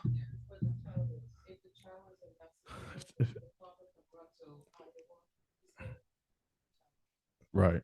Go back to Africa then, right? Proverbs 20 and verses 10. Diverse weights and diverse measures. Both of them are alike abomination to Yahuwah. So Mishpachah, let me play this last video and we're going to end on that for tonight. It went blurry again. Okay. Yes, Elder. Those mothers know where to stay to milk the cow. Where to stay to milk the cow, huh? Yeah. So when did the men become cows to be milked? In Massachusetts. You can't milk a cow. You can't milk a bull, Elder. The bull become well, then again, there might be a way to milk a bull. All right, let's look at this video. Now to attend News Channel 3, getting to the bottom of a burning question one Memphis man has been trying to answer for years. Why is Shelby County Juvenile Court forcing him to pay for a child that is not biologically his? What's even more unusual, he says the judges at Juvenile Court have an idea who the real father is. Yet they're still demanding he pay up. Now he's turning to On Your Side investigator Stephanie Skurlock for help. Talk show TV makes millions off the catchphrase, "You are not the father." But the reality in Memphis is just because you're not the daddy doesn't mean Shelby County Juvenile Court won't make you pay. I was down there in handcuffs and chains. Over the years, Edward Bowdery had his driver's license stripped and once even found himself in handcuffs over child support payments for a child that's not his. I would hate to see somebody else go through the same thing. I've been going through this. I mean, headaches. This mound of paperwork shows a juvenile court judge ordered him to pay child support even before the birth. I didn't do a voluntary acknowledgement. I didn't sign the birth certificate. All I knew is we legitimated the child in your name. Bowery asked several judges during several hearings for a DNA test, but no judge ordered one. I said, how did I even get put on child support? And I never said this was my child. And they said, again, this is not what we're here for. In 2009, he took the child himself to get a DNA test and found the son he'd supported for years was not biologically his. Wicked. So I'm sure showing the little child, this is your daddy. This is your daddy. This is your daddy. This is your daddy. He took the documentation to court. The judge wouldn't accept it, but ordered a new DNA test done that showed the same results. Probability of paternity, 0%. They never did do what they were originally supposed to do, which was give me the opportunity to take a DNA test. I was just a voice not being heard. So I guess I needed a choir. Juvenile court magistrate Nancy Kessler agreed in October to allow Bowery to disestablish paternity, but only after, he says, she admonished him for taking it this far. The judge stated that, well, I find it very distasteful that you're bastardizing a child. The judge stopped the child support going. So just because he wants to do the truth, the judge is going to say, you're not a man. We know it's not your child, but you need to man up. You're going to turn this child into a bastard. Somebody got to take over this child. I'd have been like, well, you take him then, Honor. You have the money, you take him. You see, the Bible says in that when you see these things, it causes a man to lose his mind. Yes. It makes a man mad. And then you want to know why we have high blood pressure. Stress is killing us. We got all kinds of problems. Play on. Forward, but Bowery still has to pay $460 a month to the mother in back pay. He doesn't believe he should have to pay anything. In fact, he believes someone owes him money, the $30,000 he's already paid. Administrators at juvenile court denied our request for an interview on this case, saying it's not appropriate to comment about rulings. What are the chances of him getting his money This back? one, I think, That's is all very unusual. That's all the states, Elder, as far as I'm concerned. Yeah, every state does this. This is the wickedness that we as Israelite, especially Israelite men, have to deal with. And this is why a lot of times I'm saying, brothers, please take your time and scrutinize who you're going to be talking to on all levels, right? This is why the two-bag policy is very, very important, because what else are we going to have? What else can we use? You spend all your time working hard. You go through all the tests. You follow all the guidelines that Kiefer give his own personal experience and all these things, and still you end up being the bad guy, the monster, the abuser. Somebody can say, "Oh, he abused," but you never did anything. And that hearsay, that slander is going to destroy the city. It's going to stick with you on your record. And even if you pay money to get it clear, you go looking for a job, you suit and tie, trying to do what is right, and they look at you as an evil person, a deadbeat dad. And then when you grow up, when your child grows up, and now the child is on their own, you got to go back and bring receipts and give histories and explain. And by that time, the child don't even really care about you. The relationship is destroyed. What do? This is why I keep talking about having a relationship and bring forth Torah-centric children. Torah-centric children under your guideline. The guideline of the man. The man has to govern his home. We'll save the rest of the noise for the rebuke for Shabbat. Let's finish up this video here. And very infrequent. Family lawyer Miles Mason says in a similar case, the Tennessee Supreme Court ruled a man in Middle Tennessee could sue his ex-wife for fraud. He got a $100,000 judgment. There was a very large judgment awarded against the mother, but I doubt it would be likely that they would be able to collect in most cases. This bill is simple, that a person who is proven not to be the biological father. State Representative G.A. Hardaway says he's heard from a number of fathers in his district who were like Bowery. He introduced a bill letting them file civil lawsuits against the biological fathers, but it never made it out of committee. To a degree, justice needs to be served. I think it needs to be a totally different, a new law or something. The question many people might ask, why is Bowery still paying back pay to the child's mother? Well, we're told by law, the new judge he's dealing with can't undo another judge's ruling. For the On Your Side investigators, Stephanie Skurlock, WREG News, Channel 3. Family So- lawyers say So what's the sense of having Supreme Courts and these other types of Then they reverse, rave, roll, whatever they did before. I'm just saying, if they can reverse something, see, they pick and choose what they want to reverse. This is why you hear people say, let's wait until the kingdom come. Because they want to do the dirty now. But they know they can't do that dirty in the kingdom to come. They can't do it. Because the authority of the way the house is structured will definitely be there in the kingdom. It's not going to be this kind of malarkey that we see going on now. Mm-hmm. Let's read this last text for the night, and then we can say shalom. Psalms 107:2. Let the redeemed of Yahweh say so, whom he have redeemed from the hand of the enemy. Psalms 107:19. Then they cry unto Yahweh in their trouble. So we have to cry out to the Most High Mishpachah. Go ahead. And he saveth them out of their distresses. He sent his word. So listen carefully. And he healed them. The word is what's going to heal us in this situation. And delivered them from their destruction. So this destruction that they have put us in, this trap. The only thing we can do, Mishpachah, is to cry out to the Most High and keep his commandments. And he then is going to fight for our battles. Go ahead. Verses 42. The righteous shall see it and rejoice, and all iniquity shall stop her mouth. Hallelujah. All praise to our King. So I have more, but since the hour is late, we were 10 minutes over what we normally go. We're going to continue. You said Shabbat. We'll see. We'll try to work that up. We'll figure something out. Let everyone know. Because we want to be able to take this thing a little bit more closely, because there's too much wrong has been done. Too many innocent people, both men and women, have been destroyed because of it. And we need to look at the different scenarios how that happens, because you may have a bad mother, you may even have a bad father, but the children are the ones that's going to rise up to become not just the victims, but the perpetrators, worse than before. And it just keeps going. So we will save that discussion for another time, because this is a definite stigma problem amongst our community.